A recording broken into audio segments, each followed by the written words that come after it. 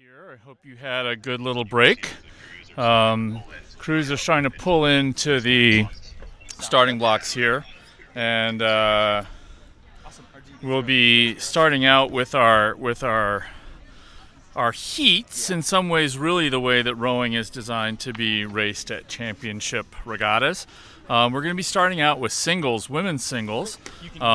So for some of these folks, it could be like the only person from their club program could be a single sculler, and you can see them backing in, and they back onto the starting dock. The other thing that you'll see right here is that those fingers are all the way extended because the single is the shortest boat, right? So when you come back later and see eights getting on them, you'll see those fingers retracted back towards the island that you see in the bottom there. And over to the right is the aligner. And the aligner has to sit there and make sure that all the bow balls are within a millimeter, and ideally less, because if you go and look at the results from this morning, the difference between in the novice men's 4, Chicago was 18th at a 619.025, and Fordham was 19th, not making the ABC semifinals, in a 619.099, 7.5 of a second, right? So this can be a very, very precise sport when it comes down to that. Just that we talked about this a little earlier, Right. Eddie, that this could actually happen, and we have a perfect example. And first glance at the men's varsity 4-2, from first through eighth, maybe it's not much more than 5 seconds, right? That's really close. And something I've witnessed a lot from time trial racing is that those crews towards the bottom of that, or their place is pretty far away from the top three top three entries. They're going to be really hungry to prove that actually they're the faster crew, or they can close in on that margin. Third to 10th is 4.5 seconds. Oh my gosh, 4.5 seconds. So, essentially, those crews are just about the same speed, and that's why we pull them into lanes and make sure that they race it down, because. And that's 4.5 blind side by seconds, right? That's sort of they don't have the ability to just respond and see, maybe get an extra seat off of somebody else. So, 4 crews are Singles? Is that by event? Crews are lining up in their stake boats. It looks like we have lanes. What is this? 2, 3, 4, 5, 6. 6. I believe we're missing lane 4 from Cincinnati at the moment. Hopefully they show up and don't miss their race. I assume in the yellow shell that should be KU Chen from Rice. And then to your right. So viewers, as you're watching, that left-hand side of the screen is the lower number lanes.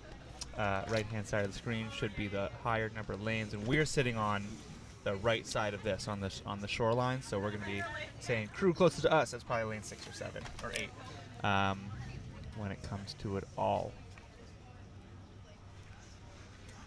So in this event, we will have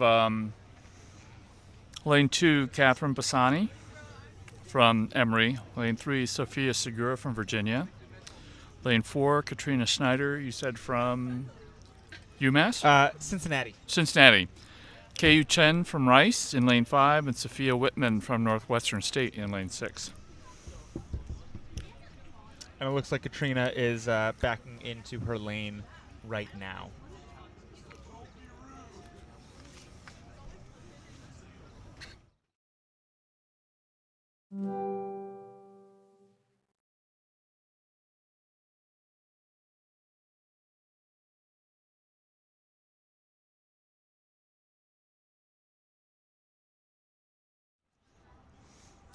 So the start, very different here. The feeling of the start is very different here from what we were seeing earlier, where the crews were sort of lined up and sort of lined out in some ways. So they're in their own little water, their own little bubble. Here they're in their own bubbles right next to the people they have to race. And there is a strong silence up there usually. There's not a lot of chatting between crews, very unusual to have chat between crews. And they're all waiting. This is a top class race course, so the alignment is silent. That is, the aligner speaks into a system that the stake boat holders can hear, and they adjust them and pull them in and out.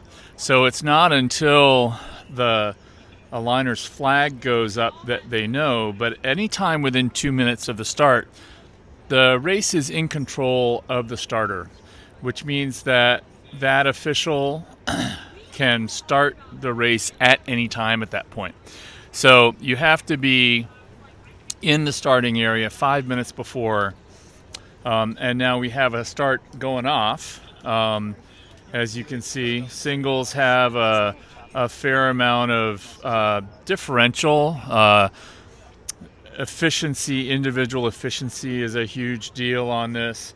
It looks like one crew did not leave the starting line, so they're probably going to call them back. We have a stuck screen, so we can't tell what's going on, but one crew still sitting in there, I think, the crew from Rice, Ku Chen. If you're not ready, you don't go. That's actually a really mature. If that were to happen, it's a really mature. Because if you hold yourself there and you say, "Oh, I don't want to miss my chance," and race, you've officially started racing, and any protest or things you had are nullified. So good call by them to make sure that they're reset, and not the end of the world for those single scholars to tap it back. To come back and do that, which we assume is what's going to happen. Again, not sure what you see on your things, but we have a sort of freeze frame thing going on with what we can see right now. Oh, there it is. And slowly they're coming back. So something happened so that KU didn't go, and the referees will ask her what that was. And the worst that will happen right now is that she could get a warning if the reason wasn't really great why she didn't go, but she does get that warning. Right. It's not an automatic disqualification as it is now in, say, swimming and track, if you go early, or if you don't go. So making their way back, it's gonna be just another couple of seconds. We're gonna say round it up to about a minute and a half as they make their way back in. Their volunteers are holding onto their bows. They get their realignment down the course so that they then get the start off the blocks and stay in their lane. And we should be up and going soon. So this is one of three heats for the women's single. This is going to be the top 4 crews out of every race are going to automatically go to a semifinals that will decide if they go to the grand final or the petite final. So if they emerge in the top 6 out of those semis or the second 6. Following that, so anyone who does not place top 4 in these heats will go directly to the C final, which I might race this afternoon if I skip ahead to make sure that if you are here cheering on those crews that make that 5th place spot, you get to see their C final 6:02, well. So they're the next last race of the day. We have the women's single and the women's double C finals. So keeping an eye out for that will be clear after we get through what is the progression for these crews. So it'll be 3 heats of women's singles, 3 heats of men's singles, and then we'll move on to women's doubles. Men's doubles have already raced this morning in the time trial. If you missed that, you missed some great racing. Some crews put out great pieces. There was a little bit of fog. Is it really racing yet if you're not next to each other? I mean, it is. It's just an internal piece, and we're going to see the racing really start now, I think. That's a fair. I'm not a fan of the whole. That's I'm evident. not a fan of the whole time trial thing because at some regattas here everyone comes back and races again. Right. But there are regattas where you get excluded out of your time trial in a championship regatta. So you've trained all year and you don't even get to line up against anyone at the end. And that's a fair assessment. But we don't have that here. What we do have is our singles off the blocks, all 5 Absolutely. crews Sophia Vergara out there nice and early from Virginia, moving well. Again, Virginia, a spectacular sculling school, Frank Biller. And they always do well in sculling. As I said, they also have the number 1 seeded varsity 8 here on the men's side, so they do it all. And really your goal here is not to be last. Right. Close to that is Sophia out of Virginia. To her right from your point of view is Katrina Schneider out of the University of Cincinnati, who's also had a really strong sculling presence. I believe one of their single scullers last year was a really strong grand finalist on the men's side. So Katrina up there. And then Sophia Whitman in third from Northwestern State in Louisiana. And then Kei Chen from Rice is going to establish herself ahead of Catherine Passanisi from Emory, who I believe is not going to be on your screen for a while. I think I saw that she just flipped in her lane. So I think it is going to be 4 boats across the rest of the way, clearly heading to the AB semifinal for tomorrow's race. Each of the rowers will sort of make their decision now in how to do that. And if there was a flip and they know that it's happening, right, then they can make a decision in sort of how they're going to do that. There was Catherine Passanisi up. That is Sophia Segura up top, and she looks like she has just settled in to a very nice loping pace here, not particularly pressing the pace, but if you're out in front, you are going sufficiently fast. Very nice controlled rowing, the port and starboard blades coming out together here. In the sculling, you control both of them. And so you have to work, because if you look, the left hand goes over the right hand in both the recovery, but mostly in the middle of the drive. And the boat is rigged to allow that. There's some height difference in that left oarlock to put it just slightly higher. But that means that you have to also be really conscious of how you're finishing the blades out to do that. She's steering fairly nicely down her lane. That's because she's matching the pressure very well from both sides. And you can see she's just opening up a lead. It doesn't look to me, Eddie, like any of these athletes is now going particularly hard.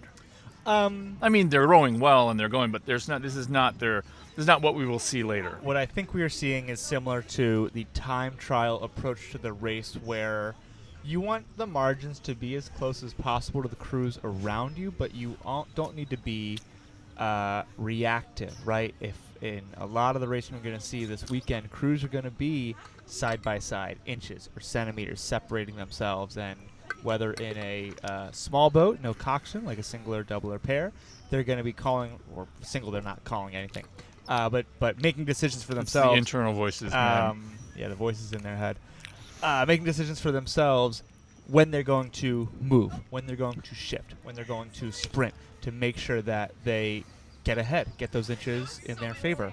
And this is Sophia here rowing. Again, you can see that. I have no doubt that if Sophia were right next to KU, that they would be pushing pretty hard. You still want to win at that point. Right. But if it's actually sort of naturally popped out into some distance, then you probably are content to just sort of settle into a nice pushing rhythm. You know, if you watch a marathon run, the front of the pack before the last 2-3 miles, they're all right next to each other. They don't need to be ahead of the person in front of them. Then they don't need to be ahead at mile 15 if they all can stay together. That's the body of their race, and that's just what we're seeing here. And a singles race is significantly longer than an 8 or a 4. They have just a longer effort to put out each time they go out, and it's their entire their entire body weight that's moving, then they have to move them and their own body weight. So they're about 5 minutes into the row here. I would expect this to be 8 minutes or so-ish. We'll sort of see as they come through. Again, from Cincinnati, this is Katrina Schneider. She could get her hands a little further apart, and we would be happy. But very in control. She's keeping all the power forces happening within herself. And in fact, right now, it seems like we're starting to get a race here out in front a little bit. So Sophia is being pushed here by the other Sophia. There are two. There's Sophia SOFIA from Virginia and Sophia SOPHIA from Northwestern State, who has now come through the Virginia sculler, Sophia Segura. And they are actually sort of bow ball for bow ball as they come through. Maybe Virginia a small part of a deck up. So they're actually, I think, going to get a nice race in this last 1,500. And if you can, why not, right? Like, why not go and do it? You can see it on your screen now. Harder to see on that screen in your shot is the buoy lines. Those buoy lines are basically lined up with each other, so it's a square course. So you can see whose bow ball hits first to be able to see who's ahead of the other. Then fair openness back to Katrina Schneider, and then finally KU Chen from Rice. Again, we think that the Emory Sculler Catherine is actually she's coming down. So it looks like if she did flip, then she's gotten back in the boat and is coming through into the final, or sort of strokes here. You'll see when it's 250 meters to go, you'll see the buoys turn red. And there are, again, some examples of the straight buoy line that you can use to tell who's where relative to each other. And the red buoys coming in soon. What are you seeing here, Christian? Yeah, it was a very mature scull from Segura, I think, out in the lead right now. There's a great shot of her now. She was kind of very controlled in the middle of her piece and kind of let the Northwestern sculler Whitman kind of walk up on her until she got about half a length down. And then decided, and then she's decided, let's do this differently here. Yeah. I mean, she's a favorite. She was the runner-up at the ACRA Championships a few weeks ago. On this very course, so she's used to it, yeah. So, and you can see her checking over every so often. She's keeping an eye on it, but she's going to put this away. Yeah, for sure. It looks like she has the strength now to kind of open it up and practice a little bit of her sprint as she comes down now towards the line. Segura still looking over at Whitman to make sure she's walking and consolidating this top seed out of the first heat. And again, top four crews are advancing to the AB semifinals, I should say. But you do have an advantage to finishing higher. You're going to see, you'll be the only heat winner in your semifinal.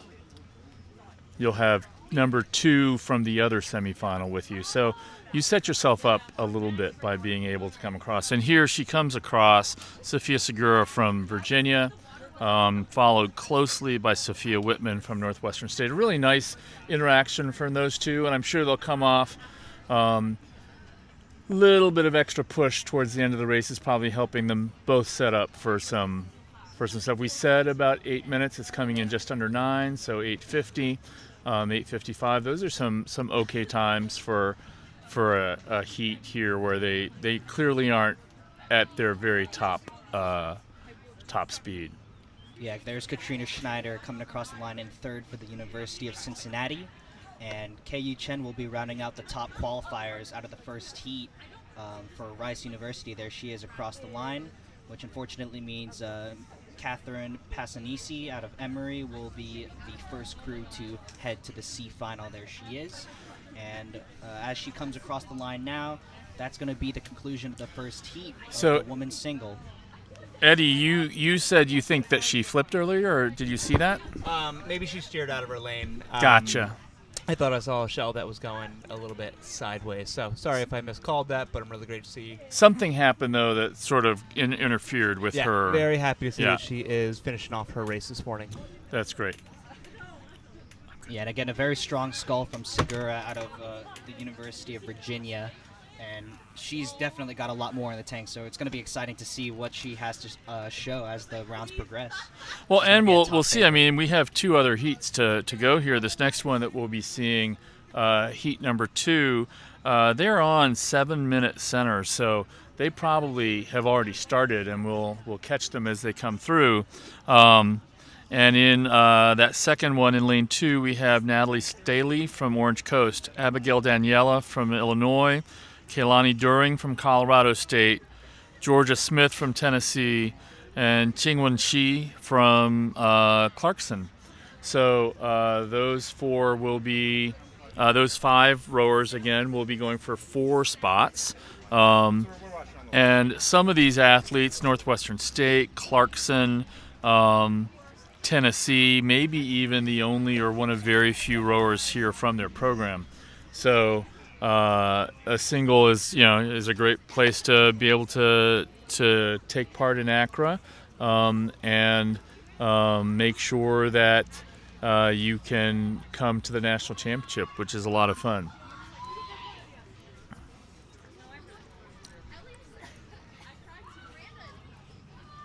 And we can see the second heat coming down the course now. It looks like they've just approached the 1250 meters in, working on getting the drone shots for you as they come down. Looks like, again, it's those 2 middle singles. It looks like lane 4 way up. So Kaylani During from Colorado State. Yeah, I can see the green uni of the way Colorado out in front, and we can see actually 4 crews. It looks to me like Natalie Staley from Orange Coast, sort of in a battle with Georgia Smith from Tennessee for. I'm sorry, I flipped. It would be Qingwen Shi and Abigail Daniela from Illinois, sort of in a race there. Yeah. And here's the shot of the live race here. You can see the boat out in front right now, Miss Doring out of Colorado State. With a few lengths of open water, she's looking to consolidate her lead as we approach the last 500 meters of this race. The battle is going to be for second and third, and then again for the last qualifying spot, 4th place. Again, top 4 crews are moving on to the semifinals, and the last place crew will be headed to the semifinal. You can see how far out Kaylani is in there. So she clearly is just, that's really gorgeous sculling as you watch her. So long, so controlled, so pushy. Hands getting way out, a nice long pushy stroke. That boat just gliding through the water in a really, really gorgeous way. There's no pressure there with 500 meters to go, but there is quite a race going on for second, third, and fourth. We have Clarkson. Yeah, that would be Qingwen. Qingwen, and she is maybe about astern up on Abigail Daniela from Illinois, who just has a tiny little of open on Natalie Staley from Orange Coast. So those 3, again, because they've created a gap over Georgia Smith from Tennessee, they're able to, again, sort of. And maybe it's a little bit of pride. Am I gonna work to push through, or am I just content to be where I am and have to go there? I do like Qingwen's length there, getting in nice up into the catch. But what we did see last year and we're seeing here is that there are some women scullers here who are just quite solid, technically and athletically, and they won't really see each other necessarily until the final. Maybe 2 of them in the semifinal, depending on what we see. Yeah, here's that battle for you. Currently in the second place position is she out of Clarkson in the nearest boat to you.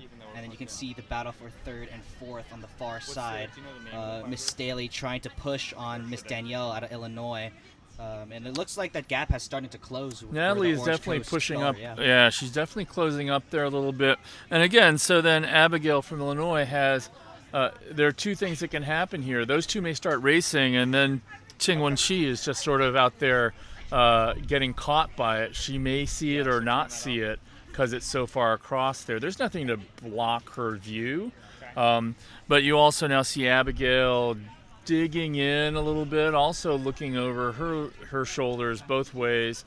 She doesn't need to look to steer on these buoyed courses. She has perfect perspective behind her to know if she's going straight or not. But she's decided that was a little too close for me, picking it up a little bit. And again, that leftover right coming into play, you can see she's pulling over a little bit onto the left side of that lane, just not quite matching up the power curve or something like that. But she's gotten back up. Maybe she's getting into lane 6 from Clarkson to Qingwen, but hard to tell now. Now we're back out just to see Keilani During putting on a literal masterclass on how to stay long and pushing. And so she comes across the line and finishes up. And quite a distance here back. Again, 8:50, very similar time to what we had from Virginia in the last heat from Sofia Segura, who won the last heat. So still quite a break here. And Qingwen first, and it looks actually like Abigail almost got back into her. So when she decided to move, she did. And Natalie glad to take fourth and move on into the AB semis. Yeah, that was something interesting that you mentioned there. Miss Danielle out of Illinois, she was in a pitched battle with the Orange Coast Scholar immediately next to her. And then that kind of push, that momentum that she created was almost enough to overcome. Sure, and you could see her looking over her shoulder saying, hey, maybe I can get her. Yeah. And it's not bad to actually have to do that. The one thing about singles, which is really cool, is you can make a significant sudden difference in boat speed. If you're up in an 8 and it's popping along, there's not a lot you can do to significantly change the boat speed percentage-wise from where you are. But in a single, you can really jack the boat speed up suddenly if you want to. You can shift a gear or two much more easily. And it's just yourself, so you don't have to worry about matching anyone but your left and right sides, right? So that was a gorgeous little race there. And you also mentioned in the past, with the time trial, having a boat immediately next to you can kind of be an advantage. Yeah, and the Clarkson Scholar all the way on the other side of the course, she didn't really have a boat near her immediately next to her. So and it's sort of funny because you look at the view we had, and maybe it seems like she should be able to see that they're there. Yeah. But like if they're close enough out in your periphery, you might not see the move when it happens. And you sort of want to keep your head in your own lane and not be looking over all the time. Right. Single scholars break that rule more than anybody else, but maybe they should. So we should go back to our third heat on the women's single, and this has 6 rowers in it. Christina Kuyumji from Lafayette, Runway Joe from Ohio State, Eva Kushner from Georgia Tech, Alexa Miller from Florida, Julie Rodriguez from St. Thomas, and Raquel Bennett from Long Beach State. Their shirts just say beach, which, hey, it's a pretty good selling point if you need to on that. So they will be lining up here and already seem to be underway, I think. Yep, they're moving. I think if we're looking at this accurately, that should be Georgia Tech out in the lead right now in that middle lane. You're going to hear us say it a lot later on in the day, so let me preface you that a lot of times, in seeded heats especially, faster crews are placed in that middle, and it'll probably form a chevron in which those faster 1, 2, or 3 crews are up and ahead, and crews that are behind the pace a little bit are back, and it's that lead in the middle, and then it kind of like a flock of geese, right? Something like that, yeah, Flying absolutely. V The flying down V. and away. So that's a pretty typical thing to see, but it's always exciting when you see someone from those outer lanes getting up and ahead of the rest of the race. Yeah, you can do quite well with outside stealth if you need to, again, because particularly if you're in 8s and you have another 2 or 3 crews between you, the middle crew may not even see that you're moving. Right, and that's what I was going to say too, is if you are far enough away, coxed or in a small boat, that they can't see that you're making a move, especially in a bow loader like a 4. You have an advantage to come up and surprise them. And again, we talked about it sometimes, like if you got to be reactive, that can work in someone else's favor. But great line from these crews. Julia Rodriguez and Raquel Bennett leading the way over there in lanes 5 and 6. Coming in, can't quite see them in our eyesight yet, so they're probably in that first 1K still of the last heat of the women's single. It looks to me about 500 meters in or so Great. from where they are. It looks like we're getting an image from the finish line. Here we are back into some drones. St. Thomas there. So that's Julia. Again, very nice sort of loping, those hands getting away. Unusually, she's wearing gloves, which is not the general practice.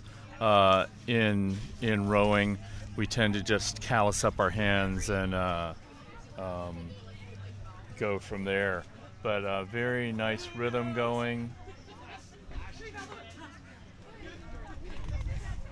Yeah, and again, this is an interesting dynamic starting to form here. Before the last 2 heats, we've had pretty much one standout sculler in each of the heats kind of run away with this event. But here we have 2 scullers kind of battling it out, pushing each other for the lead and starting to create a pretty big gap over the rest of the field. So again, top 4 crews moving on to the semifinals. And I believe this is Miss Bennett out of Long Beach State, currently in your picture now.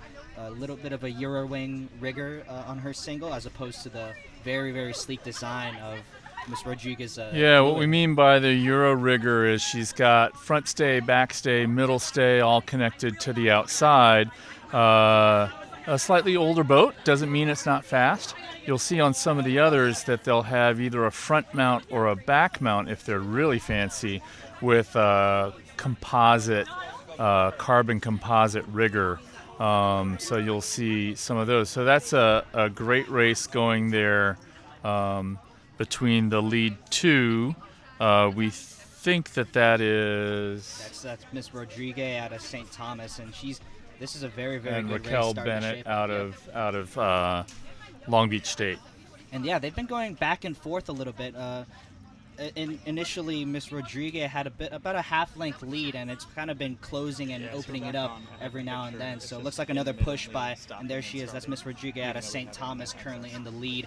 Looks like she's trying to open up another gap, and we'll see if Miss Bennett can try to counter that and maybe overtake her. And as they approach the last 500, it is the St. Thomas sculler, Miss Rodriguez, and there she goes. She's about to break open water. Let's see if she can do it. Breaking open water is such a confidence booster for Well, you know, one of my rules of racing is never sit on a bow ball. In other words, if you're going to break, and I think we have a race coming back. I think that Julia is sitting there going, yeah, not so much.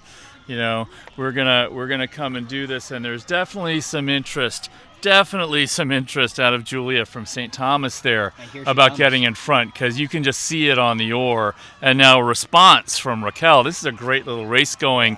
You're only seeing it from up top, but where we're seeing it next to each other, they're bow ball to bow ball, and they're deciding to have some fun with this and see who's going to go. It's just a great race there. Definitely Raquel Bennett about a third of a boat up right now on Julia Rodriguez. And both of them rowing internally. I think Raquel's a little bit more jumpy, chippy, trying to get in there, but Raquel just staying nice and long and saying, that's fine. You want to go up? I'll make you go up. And that means she has another gear or two maybe to go into.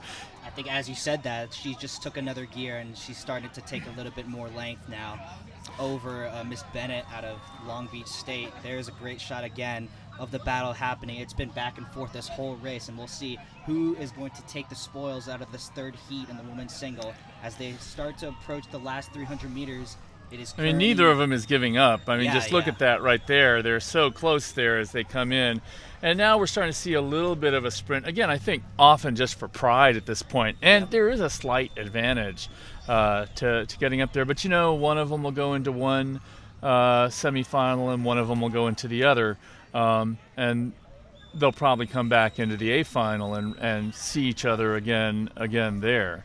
And you have to give props to Miss Bennett, the current second place rower. You know, she's been very, very aware of where she's been relative to the lead whole sculler. time. She The whole knows time. exactly where she Even if is. she starts to pull away, you know, she doesn't give up, and she has the mental fortitude to kind of come back. And But that's a really It looks to me, though, like her rowing is a little more internal. That's why it was staying long, and she's a couple of beats under. And, you know, she may just be sitting there going, that's fine. You want to take this, take it, Sure. and I'll see you later. But trying to spend, in some ways, you know, it's not the physical energy that you have to worry about in these heats. It's the emotional energy. You know, you can only really sort of go into that well a couple of times. This sort of old school vision of, you know, the huge pump up speech and athletes going out and, you know, Rudy winning the game for Notre Dame and everyone's on this whole emotional high. You can't do that all the time. This was, don't hate me for this out there, but this was Deion Sanders' problem with his first year at Colorado as a football coach. He had those guys so strung up in those first 3 games that they couldn't maintain it. You know, so one of the things, Deion, if you're out there and would like some consulting on this, rollingseatcoaching.com. We can talk about, you know, how you have to be very careful to come at the right point with the sort of emotional emptying of the race. Yeah, I think ESPN's walking up behind you with the cease and desist to stop talking about their favorite college. Well, you know, I'm just adding to the hype out there. Great margins there. Julia Rodriguez finishing at the 8:08. Raquel Bennett at 8:09. And So to see the rest I of the think we field. had 4 athletes basically at the same time, because let's check what those other 2 heats were. 8:08. The first one was an 8:50. The second one was also. Oh, so this was significantly faster right. than the others, but they ended in 8, right? Or something close. I don't know. I'm getting old. My memory's going for data. That's funny. But, yeah, so I think those 2 crews, when they come off the water, they're going to hopefully pat themselves on the back and think, you know what, we are the crews, we are the singles to beat tomorrow during the ABC finals. That's true. Semifinals. And they've gotten the measure of each other, so they'll go out knowing what they need to do. Sure. But I think we're, who was that open sculler in the first heat that was up and ahead? Sophia Segura. So in the first one, so I think she'll have something to say about it, and that was a unique heat. Both As will restart. Kaylani During from Right. Colorado State, who was just so in control of that race. So there'll be a lot to say when they have to line up against crews that they know what they do when they have to, maybe not empty the tank, but what they have to do when pressed, when it's not evident that they're clear and away the fastest crew. Well, in their semifinal, their goal, honestly, is just to be in the top 3. Yes. They don't have to go out and crush it at that point. They may be holding that back. You want to stitch each step together into the quilt of your regatta, right? But you don't want to finish off. Now, some crews may. Some rowers may have to absolutely throw their race down in the semifinals we see later to get to the final, and that may be their goal. Absolutely, yeah. But if you're out in front like that, your goal is beyond that. You just need to be very disciplined about taking the next step and moving forward, staying in what you do. We now have the men's single starting. These are 3-7 boat heats. And we have from left to right, we'll have Kansas, Lucas Root, Joey Malloy from Loyola Marymount. I'm in the race behind that. In the lane 1, we have Nathaniel Ward from William & Mary, Gene Nowlin from University of Nebraska-Lincoln, Ryan Muldoon from Clarkson, who was, I believe, the #1 finisher at Vales this spring, Maxwell Dweltgen from George Mason, Benjamin Pollock, who finished, I believe, 3rd overall, or they finished in the grand final last year from Swanee, University of the South. Torsai Kiernan from Chicago, and lane 7 nearest us will be Jacob Seymour from Penn State. So in the green hull, I'm going to guess Clarkson, Ryan Muldoon, if I'm seeing that green and yellow correct, like the rest of their crews. Yep. They're coming, charging into the 1250. Getting into our line of sight pretty soon. I think you're going to see that Ryan Muldoon is far and away the fastest sculler in this heat. And again, top 4 move into the AB semifinals, so that's 3 heats, 4 out, that's 12, that's 2 semifinals of 6, and places 5, 6, and 7 will go similarly to a CD semifinal in the women's single because they had fewer athletes. Places 5 and 6 were going straight to a C final this afternoon. The others will come back this afternoon and race in semifinals to go into 4 levels of finals in the men's single. But great strokes from these crews. Chasing after Ryan Muldoon, I believe that is... That's Maxwell Delkin, I think. From George Mason. Yep, I believe so. And then the crews nearer us, it's Benjamin Pollock and Torsai Kiernan, also chasing after. And this one is top 4, and those guys have really separated themselves away from the rest of the field. So I think they are rowing, hopefully enthusiastically, to earn themselves a top 4 spot leading into their AB semi. And I know Ben Pollock was in the single last year, so he is coming back looking to get a higher finish than his ACRA 2024. Lots of heights in his sights. And a little bit of a race going there between Benjamin and Torsai as they're coming in. They're clearly in qualifying space.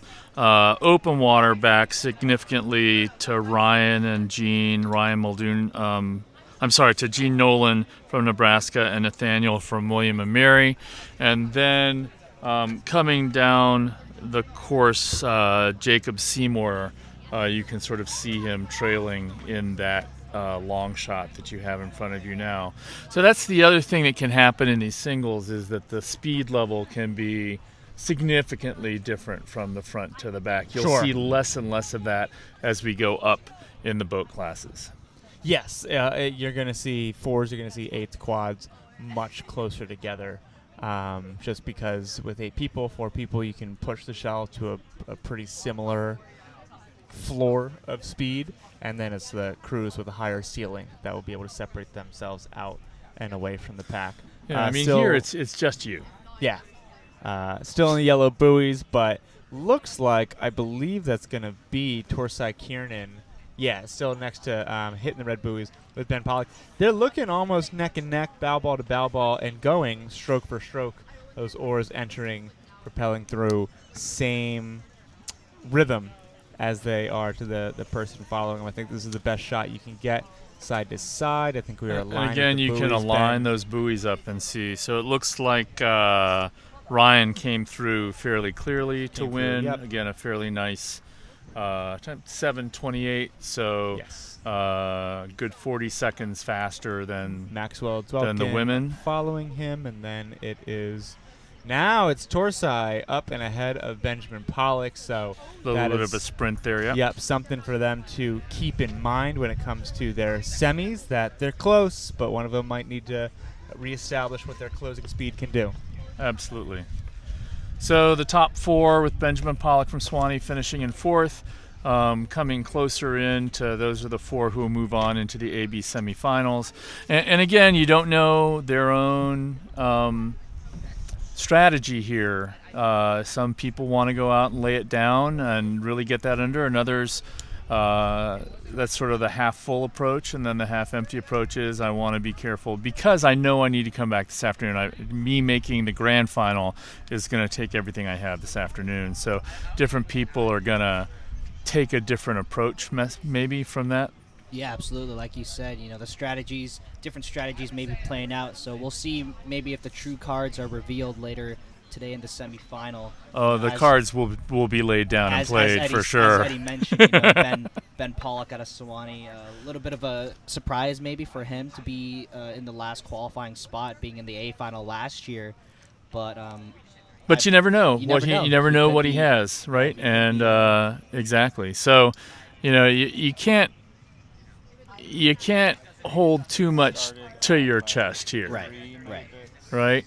So if you're really, really fast, you sometimes in the semifinals can just get out, hit your base, and then control the race from up front. If you're gonna win a race here, you're gonna have to be able to do it with your base speed, not your opening sprint, not your closing sprint. That may make the difference in the end. But if you have a sufficient and efficient base, your goal is going to be hit that base, hit your moves as you want. Our second heat now coming down in lane 1, we have Lucas Root from Kansas. In lane 2, Joey Malloy from Loyola Marymount. Lane 3, Ethan Penny from High Point University. Lane 4, Taylor Town from Purdue. Lane 5, Benjamin Asmussen from Wichita State. Lane 6, Josh Driscoll from Connecticut. And in lane 7, Josh Grabinski from New St. Andrews in Idaho. Yeah, and I'm going to be looking at Ethan Penny here at a High Point. He's been flirting with the elite scullers, even participating in the Winter Speed Order, one of the highest caliber racing you could get in the country. So I'll be looking at him to be one of the favorites. He's the defending ACRA champion, and he'll be looking to repeat as he continues to train for perhaps another step up in competition. As you can see now on the drone, Ethan Penny is well out in front. He looks very, very strong, very composed, and something about him is just very, very elite. You can see. Yeah, he's sitting out in front. He's just popping around, and behind him there are 4 crews overlapped. One of whom is not going to sort of make it through.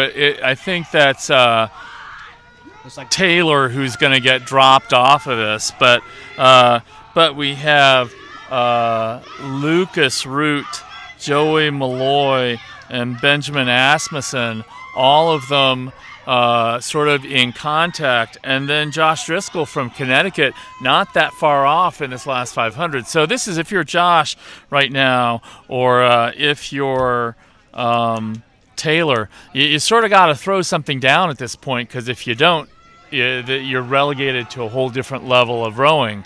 So we'll see who can do that, and to a certain extent in a single, it's just who has the time in the boat and feels really comfortable in it so that they can move. It looks to me like Taylor is struggling a little bit now to sort of really go up, while on the other hand, Ben Asmussen from Wichita State is just, Joey Malloy from Loyola Marymount is just sort of moving quite nicely through him a little bit, maybe trying to chase down Lucas Root from Kansas. Yeah, it looks like Malloy right now is currently the second-placed athlete, followed by Lucas Root, and then it's going to be a battle between the final 2 athletes, Josh Driscoll and Josh Grabinski out of University of Connecticut and New St. Andrews, respectively. I think that's going to be the battle for that final 4th-place spot, as we got a good shot of the current leader, Ethan Penny, at a High Point. And looks like he's gonna come away with this pretty comfortably, like we've seen with some of the other singles and the other heats. Absolutely, and as you said, he's been racing in the speed orders. Almost certainly, that means he has an eye on trying to go and scull at the elite level, maybe passing through the under-23 team or the World University Games teams. Sort of a chance to go out there and do that. And he's been able to train and race in the single all spring, which is unusual for the college level athletes in the United States. And here's Ethan Penny across the line with the win in the second heat of the men's single, pretty comfortably ahead of the rest of the pack. It's going to be tight to see who gets the final 3 places, though, as we saw coming across the 1500. And it looks like it's Joey Malloy out of Loyola Marymount that's going to take the second place spot. Lucas Root came in 3rd. Again, 7:39 for Ethan, but then 7:55, 8:04, 8:07 for Josh Grabinski from New St. Andrews. Just, again, fairly tight there. And then Taylor Town ends up at 8:11 from Purdue. So just in that last 500, he was up in front and in front of Josh, and Josh just more fluid in the boat, more comfortable in the boat. Was able to sort of pick up and move through with, I would say, efficiency more than necessarily power. Yeah, for sure. New St. Andrews, one of the smaller programs with a small boat showing out here this year, as opposed to Purdue, which is, a big boat program with a lot of very, very deep in the big boats. So good to see some of maybe the smaller program getting the better of the bigger program today. Yeah, as a university, I believe New St. Andrews is sort of a classical curriculum school, so small, Right. great books, all this sort of stuff. And their athletic director was out here last year and just sort of felt that rowing in particular really meshed well with their views of the development of the whole person, and it's a fairly small campus, a fairly small group of students. I think it's our only Idaho representation. It is definitely Idaho's only rowing program, I believe. A wrong program. So heat 3 is started for the men's single. This is our final heat for the men's single. You're coming in. Your drone shot is coming in from the shore side between the race course and the lagoon. So on the far side of your screen, Michael Petro from Washington State. Next to him, Samuel Melton from Michigan State. Jonathan Evers from Wake Forest. Braden Lalou from St. Thomas. Evan Mack from Kansas State. Oscar Augustini from UCSB, and Avery Hayes from Florida State. And right now, we're seeing Braden Lalou from St. Thomas rowing at a really strong clip ahead of the rest of the field. And that's, again, he looks like he's a fairly large, solid guy. Close behind him, at least the next closest crew, is from UC Santa Barbara, Gaucho, and that's Oscar Augustinzi, who is just a little bit of open water between him and Jonathan Evers from Wake Forest. So those three are clearly up and away. But fourth place is going to be a grab bag here because the Samuel Mallon from Michigan State, just a little bit open water on the crew next to him from Washington State. But our crew from Florida State, Avery Hayes, all the way in lane 7, he's far enough away from them that I guess they can see him, but he can make some moves, and they might not know how to react to that right away. And he's moving at a pretty quick perhaps clip. you hear the Florida State cheers next to us. We don't know what you can hear. We certainly can hear them trying to get Avery Hayes, who's currently sitting in 6th, to give his all. And he is responding. He needs to keep that left hand pulling in to keep the blade in the water a little bit better at the finish, but definitely giving a great effort out there to try and pull this through. If he's in 6th, 5th, and 4th, there's a pretty good race there for who's going to be 4th and go to the ABC. The AB semifinals between Michael Petro from Washington State, who's slightly up on Samuel Mallon from Michigan State, but Samuel looks like he is putting on, his rating has just gone up, and it looks like he's trying to move through. What are you seeing, Eddie? Yeah, I like the way Samuel is doing that, and then this is our sculler out of UCSB here, Oscar. Oscar is moving at a pretty high clip, really clean entry at the catch. I like that he's loaded up, strong upper body frame so that he can just suspend on it, right? It's not that the upper body needs to do a lot of extra work, and it's certainly not the prime mover, but it's up there, strong. Needs to be control. a very effective, efficient transmitter of the power. Yeah. So he is doing that. Not enough to get up and ahead of Mr. Loop, who's just crossed through From the St. finish Thomas? line. The Oh, no, Loop or whoa. Lalou? Oscar did come through. No. Maybe. We'll see for a second. He was. I think that's a data error. Yes, I think Lalou was up in front clearly. There he is. Lalou, Oscar, Augustini, Jonathan Evers in the top 3. And The 4th and 5th race will be quite interesting. Oh, there's Samuel Mallon from Michigan State made that nice move And there he is. to come in. So those are your 4 who will move forward. I hope we didn't jinx them, but the Florida State sculler, Avery Hayes, right after we talked about his team yelling for him, managed to flip his single. So the referees are approaching him, but they won't help him. He's trying to get back in the single. He has to get the boat, the hull, across the lane line. So he technically could swim it down if he wants to and not get back in, but we can see he's trying to get back up into the shell itself and make sure he comes back up there. Good. Get back in. And Looking to he's finish up. race. The team, everyone's now cheering for him. And he's going to have a second shot here Get in on. the CD semifinals this afternoon. You don't learn to row a single without flipping. You hope it doesn't happen in your championship regatta, but one of the first things you have to do when you're learning to row a real single is you got to go take a flip test. Absolutely. To make sure you know how to get back two into the types boat. Of scullers, those who have yet to flip and those who have Those who have already. flipped and those who haven't flipped He's yet. he's been rowing the single for a month, according to the Florida State fans who are nearby us. So, good learning moment. He's making his way back down to the finish line. He's just by the red buoy, so he should And be through huge the line amounts of soon. support from the Seminole Nation. So, that's what it's all about, right? Great. On the course And his now parents. is Hi, Mom. Hi, Dad. the first heat of He's the women's alive. double. We have 6 crews coming down in the women's double, looking for top 4 to make it to the A-B semifinals.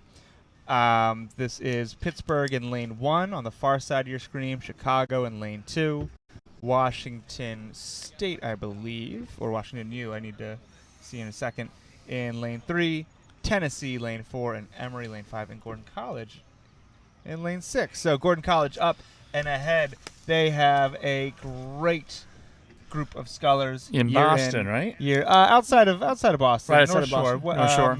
Wenham, Massachusetts. But It's all Boston. great from Coach Hopkins. Sure. Oh, sure, he says. Sure it is. Great sculling and small boat rowing from this Gordon College crew, who I think have raced well at Vails, have found some. They did really NCAA well here last year. Yeah, lightweight crews to push and race against and hang on their own. So smooth, moving, makes it look like there's a motor in the boat. when The really- double in some ways is the hardest boat to row. You have to be as free and as moving as you are in the single, but you got to match it absolutely with somebody else. And there's no rounding error. You get into a quad, you can sort of average out the 4 rowers and sort of make it work. But in the double, if there's anything slightly off, it's just gonna. Yeah, I mean, it will feel like someone's kicking you from behind or moving the boat totally separate. Washington State is in second place. They've also asserted themselves really far ahead of the field. They're closing in their last 300 meters, and then fighting for third and fourth amongst each other are the crews from Pittsburgh and Chicago in lanes 1 and 2. So that's Gray and Kleckner for Pittsburgh. That is And then fairly Barbour clear after open Chicago. water. So the result here, I mean, at least the qualification result has probably been clear for quite some time. From where we are, that Gordon boat is, we almost call it curvature. That would be the technical term. Go on. Winning by the curvature of the Earth. Okay. That's how far out you are in front. Or in England, they would say very politely, easily. Right. At Henley. And at Henley. So, and actually second place easily as well. Again, so probably crews have sort of settled into just pushing down, not at their full base necessarily. The Gordon crew, they're throwing a little bit of a sprint in, and Yeah. you want to practice that sometimes when you can, and really try and make sure that if something's not going to work quite right, you want to know now so you can fix it for later in the afternoon. So you'll see them close through that last point of the finish line very soon, and they'll be followed by Washington State, Chicago, and Pittsburgh. Maybe not in that order of the last 2. Soon after, and then the rest of the field. Gordon rowers. College going down in just under 7:30, so great. 7:29.7. And then the crews from Emory and Tennessee rounding out that heat. So again, those top 4 crews that will be going to the AB semifinals. The women's double should be racing again today in the C final. Is that right? All small boat C finals are today. The C final is Great. this afternoon. So it's the last 2 events you are are the here to single watch and double C final for the Rowers in the single double, and I believe pair who make it to the C final. You'll be seeing them this afternoon. Soon after, we'll have heat number 2 starting for the women's double. 2 of 3 heats for the women's double. men's doubles already raced this morning in time trials because there were, I believe, 33 entries for the men's double. Packed house. And yeah, so we've got times coming up on the screen. Gorge College just under that 7:30 mark. Washington State around 8. And we'll be able to compare. Not 100%. It doesn't work so well to say, well, this heat was 8 minutes and this rower is 8:01 and the heat afterwards, that's their margin. You can't 100% judge. Maybe a breeze picked up. Maybe there's a little bit of We are headwind, an maybe outdoor sport, and weather does play a role. it changes things around. But it's good to have a rough idea. And right now, 7:29 is setting the pace for this event for Friday morning at ACRA's. And the challenge there is that you have to not script it too much. There are a lot of coaches around this enclosure, I'm sure, telling their crews, okay, don't read too much into the results, which is exactly what you're saying. Either ahead or behind, or actually ahead. You don't want your crew to get complacent just because, oh, we were 30 seconds faster than anybody else out there. And maybe you were. If you are, it will show, but it won't show if you don't go out with intent to really sort of move the boat. And semifinals are sometimes some pretty awesome racing between third and fourth place. It means a lot. Yeah, and they are going to go and try and shake it up as early in the race, or more importantly, as late in the race as they can to choose their destiny, right? So Heat 2 is on the course, coming at you, coming from somewhere just after the first 250. They're coming at They're they're up on through the they're at the 1K. 1250. We can see them now. Great. So this is just 5 crews in heat number 2 from lane 2 to lane 6. Vanderbilt, Lafayette, Nebraska, Lincoln, Michigan State, and UC Santa Barbara. And that's Michigan State way up and up. Yep, lane 5. Michigan State, that is Davis and Vanny from Michigan State.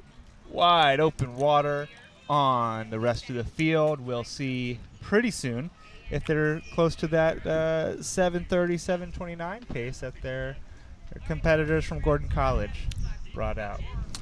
I don't see the same speed that I saw out of Gordon. I don't see the same just see if stretchiness in the final, see but if they're they're near still that way 8-minute out in front, pace. and I think it should be pretty good. And you never know, also, being that far up front, what their approach is, right? They could be rowing here at 80%. And then Lafayette and Vanderbilt are close together. There's some overlap. Lafayette's stern. Oh, no, Lafayette's stern is just past Vanderbilt's bow. So they're trying to establish themselves as a clear second place. We're going to keep an eye on that. They're putting a little move on to try and do that. But that here, last quarter. this race that really counts is this one between 4th and 5th, Santa Barbara and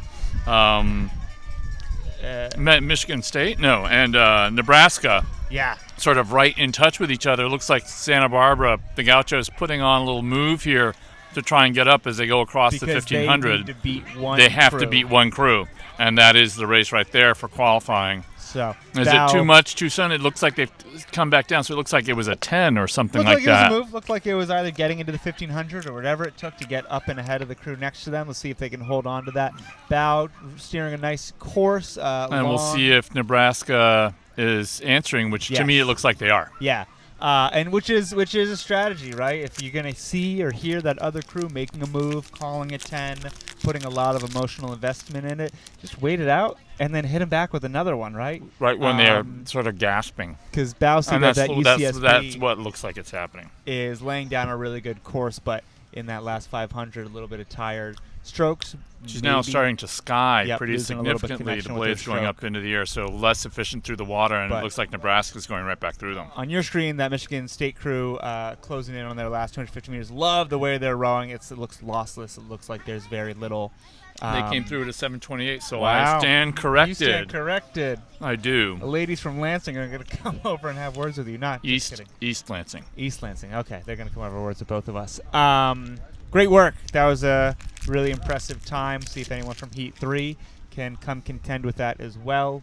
And they are out of our eyesight, but the fog is lifted, so we can actually see a clear shot down the 250. UCSB is picking up the pace because, again, they need to beat one crew, and it is in their hands, make or break. We can actually see the finish flag, which just went for third place, and now we'll see fourth and fifth and see how tight it is. There's 4. Great. So that is the Lafayette crew coming in second. Oh, at sorry, that was 20, 3. And then Vanderbilt close We'll behind see them. 4 and 5 fairly tight.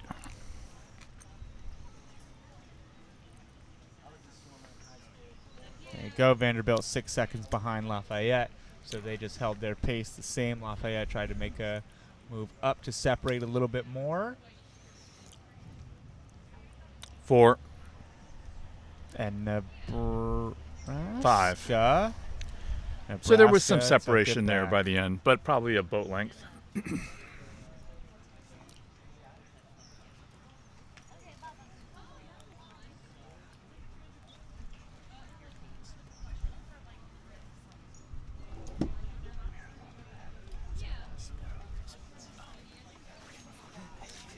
going to tell you, that was that Michigan State boat I taught how to row. She was a Huron kid. Yes. No wonder they did so well. Great. So that is all 5 crews from heat number 2 of the women's double. Who's coming up in heat number 3, Christian? Yeah, in Heat 3, we got Sewanee in lane 2, URI in lane 3, Oregon in lane 4, New St. Andrews in lane 5, and Wichita State in lane 6. And it looks like these girls are coming across the 1250 mark, approaching the last 500 meters of their race, and one boat is out in front. It looks like that's Oregon, well out in front, pretty controlled rate. It almost looks like they're steady-steadying, Charlie. Well, I'm saying that's 26. Yeah. There is actually a rule in rowing that you have to maintain a racing cadence. That's the language of the rule. But they will very quickly point out that any cadence that has you winning is a racing cadence. You have been sufficiently, right? So they had to put that rule because there were some programs at the ACRA back in the day who would go down and finish last in their heat to come back in the afternoon and just light it up. A couple of schools come to mind, but we won't name them specifically. But so they make sure that you have to maintain that. In general, I think there's no real rating attached to it. For a lot of folks, 30 is a ceiling or as a floor that you should not go under. But if you're out in front, you definitely have enough space to do here. And here, this Oregon crew, clearly just very nice AT. They're not quite at steady state. Let's check what that rating is. But just, again, different crews get to do this at different however they want to do it that works for them. Right. So let's check a rating. And yeah, the strategy's playing out here. In the previous 2 heats, we saw one crew kind of go all out, solid sprints. And They're at under 24. So yeah, they're now officially in steady state land. And you which think is about fine. the Michigan State crew in the previous heat. They were sprinting pretty hard, and they almost won by a minute. And this Oregon crew still pretty controlled. So I'll make sure it gets closer. Yeah, and this race again looks like it's been fairly set for a while about what the 4 who are going to go through are. There's a length or 2 lengths of open there between who is that over? I think that's Sewanee currently holding the second place spot, followed And by New St. Andrews, is in third, and then URI and Wichita State are currently battling for the final qualification spot. It looks like URI currently has the advantage. No, Wichita State is up there. The Yellow Blades, they're in third. Oh, yes. Yeah, so I think that is New St. Andrews, sort of just enough off the pace that they're going to go straight to the C final. So no big drama, right? So different people are going to respond to that different ways, but we definitely have 3 pretty good doubles in this race. I think it's going to be fun. 2 of them will see each other this afternoon. One will sit out by themselves, assuming everyone is showing a basic sort of class of their speed here.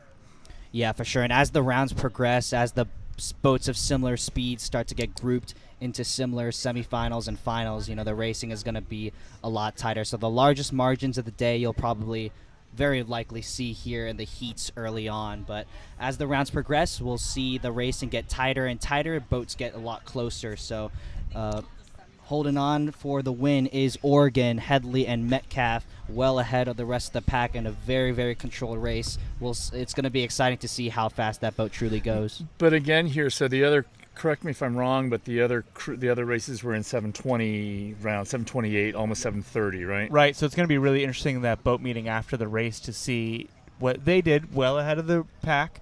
Not but rowing at 24, rowing right? at 24. Yeah. Are they going to regret not putting a full piece on there to see if they are up in that same caliber as the crews that went sub 7:30? They clearly were making a choice, so I think they'll be fine with it. It's more the other crews looking at this other time that's 30 seconds slower and sort of wondering how much speed they actually have. So wondering.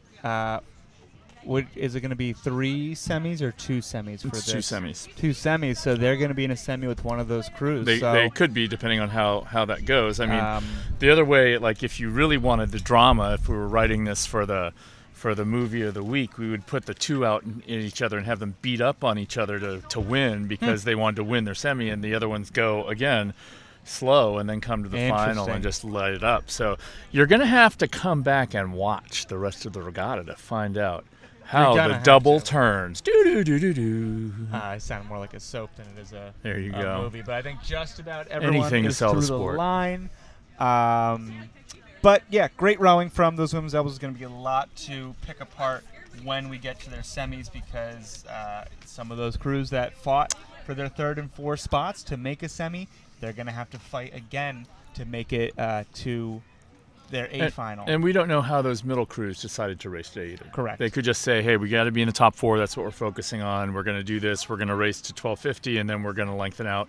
All sorts of different ways that people have approached this. So now we're switching boat classes. It's the exact same hull. It's 2 people, and they're the same length. In fact, when you buy a pair, you also buy usually the doubles riggers to go with that same hull.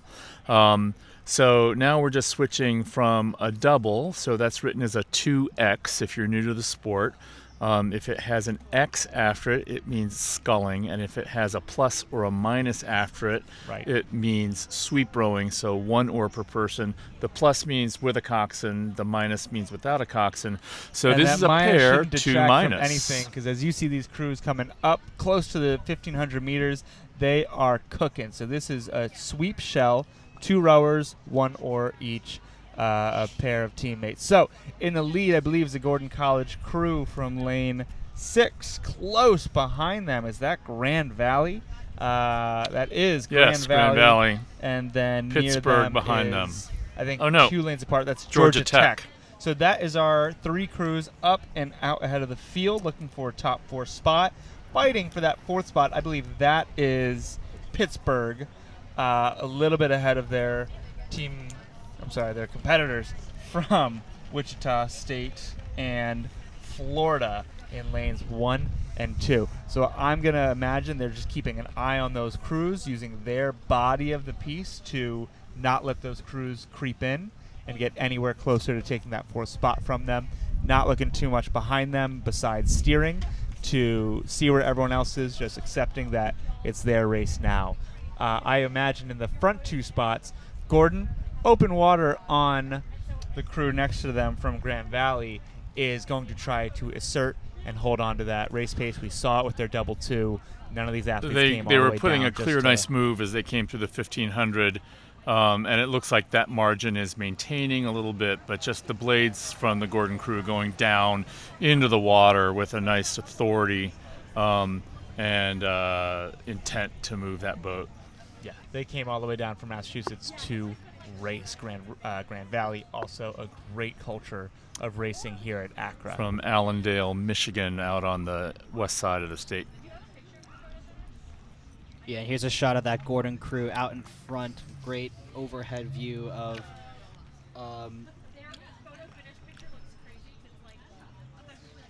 And you can see the dynamic between sculling and sweeping. We've been seeing a lot of sculling racing so far, and now into the sweeps. The pair is very, very a difficult boat class. One of the hardest boat classes to row. You know, you have to put so much trust in your pair partner to kind of hold up her end of the bargain. And You can't save it if she messes up. exactly, exactly. In a double, if someone catches a crab, the other person can keep things going. Yeah, but in the pair, you know, it's so unstable. You have just your oar on your side and your partner's oar on her side, and any slight bobble can be disastrous. So as we see that Grand Valley crew currently in second place, coming across the line now is Gordon College with an 8-minute .902 to win the first That is heat not a bad time for a of the pair at women's all. pair. Yeah, absolutely. Very, very strong time. The length of open water ahead of Grand Valley, followed by Georgia Tech. And that 806 last and place, 817 there coming up. that 806. last place looks like it's going to be Pittsburgh, if my eyes still correct. Going to take that last qualifying spot. And there's the 817. We actually see things a little about 5 or 6 seconds before you see it online. So we'll try not to have any major spoilers, or we'll just look omniscient. But Pittsburgh just came through the line and pretty close from that Wichita State's crew. Closer than I think we saw them in the 1500 Florida, wrapping things up for heat number 1 in the women's pair. Looks like 8, and then rounding it out 8:45 on that last time for heat 1. Heat 2 is on the course. You can see them now. We can't see them quite in our eyesight yet, so we'll give you from that eye in the sky shot. This is heat number 2 of the women's pair. From the left side of your screen, you're seeing Sewanee, University of the South. This is Jefferson and Becker in lane 6. Then to their right, Lafayette, Lowry and Chute. University of Georgia, McHugh and Marblestone. Illinois, Christie and De La Cruz Aldana. Moser and Moser from, where are they at? They're from University of Cincinnati Cincinnati. Bearcats. And then far side of the screen is the Nebraska Lincoln crew. So Cruz and Snyder. Pretty tight race between these two crews up ahead. We got Nebraska looking like strong ladies there, but I can't quite see yet who's in the lead from these close-up shots. So excitement's upon us. There we go. And actually, we can see both the live feed and the internal feed we have, and we're a good 20 seconds up on what we get to see. So we will try and call it off the live feed so that it syncs with what you're seeing. And in the lead here right now, Looks like that could be Illinois, if I'm not mistaken. I see an orange team out in front. that's Nebraska. On your screen right now is Nebraska out front. 1, 2. We're having a count across. Lafayette, maybe. That is Nebraska currently. Nebraska out in front on the far side. on the far side, yeah. Cruz and Snyder out in the lane 1. Looks to be the early leaders here, but it's tight for the next 3 or 4 spots. Yeah. Looks like maybe that's the Lafayette pair in the mix there, along with the Sewanee pair as well. Yep. Currently, and the Cincinnati pair also on the far side. Looks to be currently in the top 4 in that order. Sewanee maybe with the deck or half a length lead over Lafayette for that second place spot, who has a 3/4 length lead over Cincinnati in 4th place. So Nebraska still well out in front. Those four pretty well established. Some nice rowing right next to each other. And when you get an extra crew, as much as you want to sort of tense up and go hard, what you really have to do is relax and lengthen out and get as efficient as you can with the same power that you would put into a more sort of janked up rowing style. Right. But the Sewanee and the crew next to them from Lafayette are going just about stroke for each other. I think just athletic pride. They're going to try and open up the water a little bit. They want to be clear and ahead, have no doubts that they're faster than that crew next to them. Swanee looks to me a little bit more composed. Yeah. There's a little bit of rush coming up in the Lafayette crew, trying to get up and get into them. And the Swanee crew just doing that. Now, it looks like that Lafayette move might be working. Yes, absolutely. And so Swanee may need to find an answer. You can be too relaxed at times. And Lafayette had a really great showing in the pair this time last year.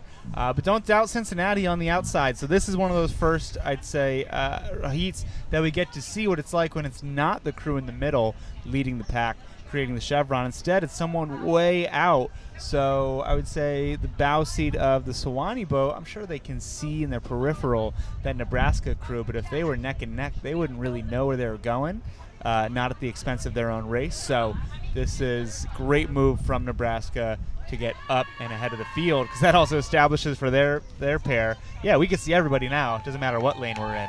Keep an eye on them. And you can see Moser and Moser from Cincinnati here. We're going to assume that they're sisters. I mean, if they're not, or they're cousins, we're going to assume that they're family to each other in some ways, although you're always family with your pair partner no matter who they are. Just coming up, very nice swing together.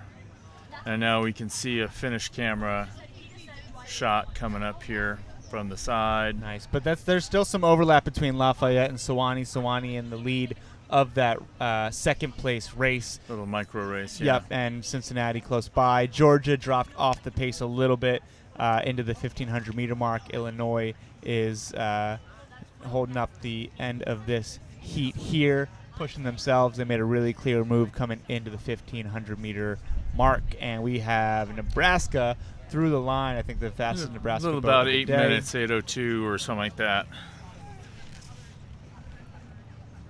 And we're going to call it off just a second ahead, looking for So crews Nebraska to come winning through. at an 8:02.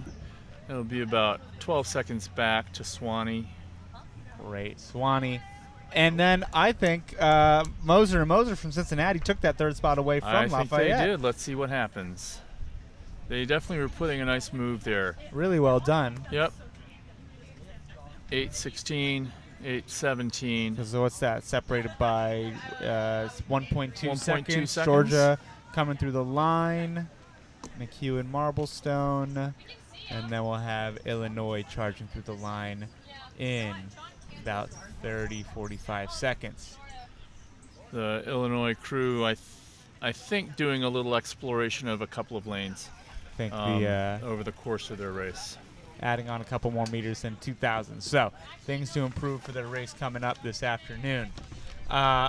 Until they finish, we do have the third heat of the women's pair on the course. We'll be telling you about them in a second. That will round out our women's pairs for the morning before we move on to, is that the men's pairs that will follow? Men's pairs after Men's that, pairs yep. that will follow. But the third flight of third heat of the women's pair will be Sponagel and Tomaszewski from Michigan State in lane 2, Freisinger and Anderson from Virginia in lane 3, Simonson and Foreman from Florida State in lane 4. We are preparing ourselves for our Florida State neighbors to put out quite the encouragement for their team. Maybe you'll hear it.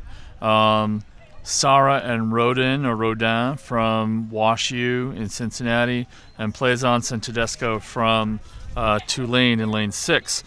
So again, 5 crews in this pair race, but it will be 4 to go through, and it looks like we have both a clear crew out in front, and I believe that is Virginia.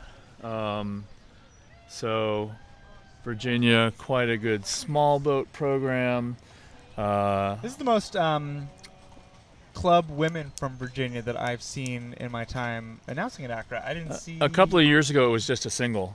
Yeah. So Yeah. really great to see the club expanding to the men's and women's side when there's a great culture of rowing in Charlottesville. But yeah, these Absolutely. One of the best varsity women's programs. New head coach there, Wes Ing, who has won the national championship at Trinity, went to Penn women and moved them up into the to being an elite program and is now at Virginia replacing Kevin Sauer, who'd Yeah. been there forever. And, everyone has their advantages and their strengths. One thing that I know is really a great situation there is that both the men's and the women's programs rowing out of the same boathouse are really supportive of each other. So both of them are setting up cultures of excellence and training that are having an effect on the other team. Yeah, and you can see that in how this crew is rowing down the course. They're picking up the swing that they're coming from their torsos, their trunk. It's not explosive in the way where it looks like it's a, cannonball shooting out. It looks just so intact with the leg drive. So as soon as the legs accelerate, that body transfers all the power back, and they're just picking that shell up and moving it. And you can down see the course. now how nicely those bodies are moving together right there. WashU is in a second place spot right now. They really excelled in the pair last year. I think it's an entirely different crew than it was last year. We got a great chance to talk to them. Michigan State in a third spot. They're going to definitely fight Lafayette down the stretch. Florida State holding that fourth place spot right now. The crew behind them from Tulane is walking up. Still open water, but that crew from Florida State's got to make a move or really make sure the body of this piece holds on, because Tulane is hungry. They want that semifinal spot, and if they have to take it, they're going to. So keep you posted on the camera as we close in and get a finished You were tower just seeing angle. some very, very nice footage of that Virginia pair out in front, and really the pry that you were talking about, Eddie, absolutely gorgeous, moving, very efficient, very strong and solid use of the core. That's Frank Biller rowing through and through, and one of the reasons that they are perpetually a contender here. You always know you're going to have to race hard against a Wahoo crew. Wahoo crew. Michigan State, third place crew right now, but they might have tried to switch spots with the WashU crew. And that is our team rounding. Oh, no, that was the Virginia crew up in the front. Oy. Michigan State, nice entry here. A little bit of tilt from the body side to side to keep that shell up and running. Yeah, and that Virginia pair went 7:42.7, which is again a pretty good time for a women's pair there. 20 seconds faster than the other heat. 20 seconds faster than the other heats. You saw a combination of efficiency and power. Really gorgeous work. It's going to be a fight down the line, just gauging how it was from the 1,500 meter mark between Lafayette and WashU. And this looks like, Michigan State. And WashU looks like Michigan State took that second place. WashU taking that third place spot. And we'll see in just a moment what happened between Florida State catching the buoy as they come across the and line and Tulane. laughing. And they laugh, which is what you do. You're over the finish line. It's fine. WashU in third. Florida State in fourth. So this time the Florida State cheers did not jinx their crew. There they go. Florida State through the line. They saw the move that the green wave was making, and they reacted accordingly. Great work by those crews. And Tulane will go into the C final. C final. Hopefully one of the faster crews in that C final based on how they raced this one. So wrapping up our women's pairs, we are moving into the men's pairs. This first one is going to be 6 crews across and top 3 to AB semis, not top 4. So the stakes are a little bit higher as they come through the 1K mark near our eyesight. Now they're on your screen. So from the left, right, near shore to the far shore, this will be WashU, O'Connor and Thyler, Middlebury, DeRam and Boyle, Long Beach State, Dupross and Hunter, Wildman and Davis from Kansas State in lane 3, Ventimiglia and Lynch from George Mason, and Stark and Reimer from Wichita State on the right side of the screen. I think we have these near crews, I believe WashU, up and leading the pack at a really strong clip, unless is that WashU? Great, that's WashU. Yep. Green and red blades red and white unis, a lot to look for. Long Beach State up with Wichita State, guys fighting for second place. I think Long Beach just slightly ahead, but not by much. Not even no overlap yet. Looks like the bodies are almost Yeah, there. and what you have here is a combination again of maybe some of the best guys in a program versus guys in some other programs who are the spares. You know, like if someone goes down in the 2V in some programs, they're pulling this pair apart and popping them into the other boat. Sure, but as they come through WashU at a long, strong stroke rate, Long Beach, the opposite approach, they are pushing it. I think they're pushing themselves to see how close they can close in on that WashU St. Louis score, and if nothing else, see if they can insert themselves as one of the faster pairs across all the heats, even if they have their spot notched in. And we do see that drop off, whether purposeful or coincidental. Top 3 spots are basically spoken for given how much open water is between them, and then we have the Middlebury crew and we have the Kansas State crew holding on to 4 and 5, really close to each other, so I know we're going to see them racing each other. But down there's the no line. sort of advancement issue at stake really, except where they'll get seeded into their Right. next And semi. then Wichita State. I'm sorry, I think I was calling George Mason Wichita State this whole time. Sorry to George Mason listeners. George Mason is in that 3rd place spot pretty comfortably, and Wichita State is here. Sorry, Bob. Sorry, Bob. Holding on to the end of this heat. So those times will be coming up and through soon. We'll see what the establishing pace is for the men's pair, and we'll find out soon after if one of the 2 best crews from the heats that follow are Oh, but we have Wow. a crew that is flipped. crew that is flipped. I believe that I believe is it was Long Beach, Long who was Beach. in the 2nd place spot by a decent margin. So that's going to shake things up very uniquely. so that is going means to that put that race that was not maybe was consequential not is now K-State, consequential. and I think they're finding out right now as they pass by the crew that's flipped. We got a shot. Let's go! Let's go! Oh my gosh! So they're a little bit out of our eyesight. You're going to see them on your screen. WashU comfortably taking their 1st place finish in the heat, walking away with a setting of Air pump 7:03. there. George Mason holding on to their second Second. place, maybe a little Now bit second. relieved. And Kansas what is happening State with is the K-State and Middlebury. K-State K-State? is the crew that I think pulls that out. Wow, Yeah. what a shakeup! So sorry Yeah. to see that from a really great Long Beach crew that was pushing an awesome pace. I hope you guys get a great piece in your And they're trying to semifinal. get back in the boat there. Actually, they popped an oar, it looks like. So yeah. it looks like the oar came out of the oar lock, out of the rigger, and that sends you right over.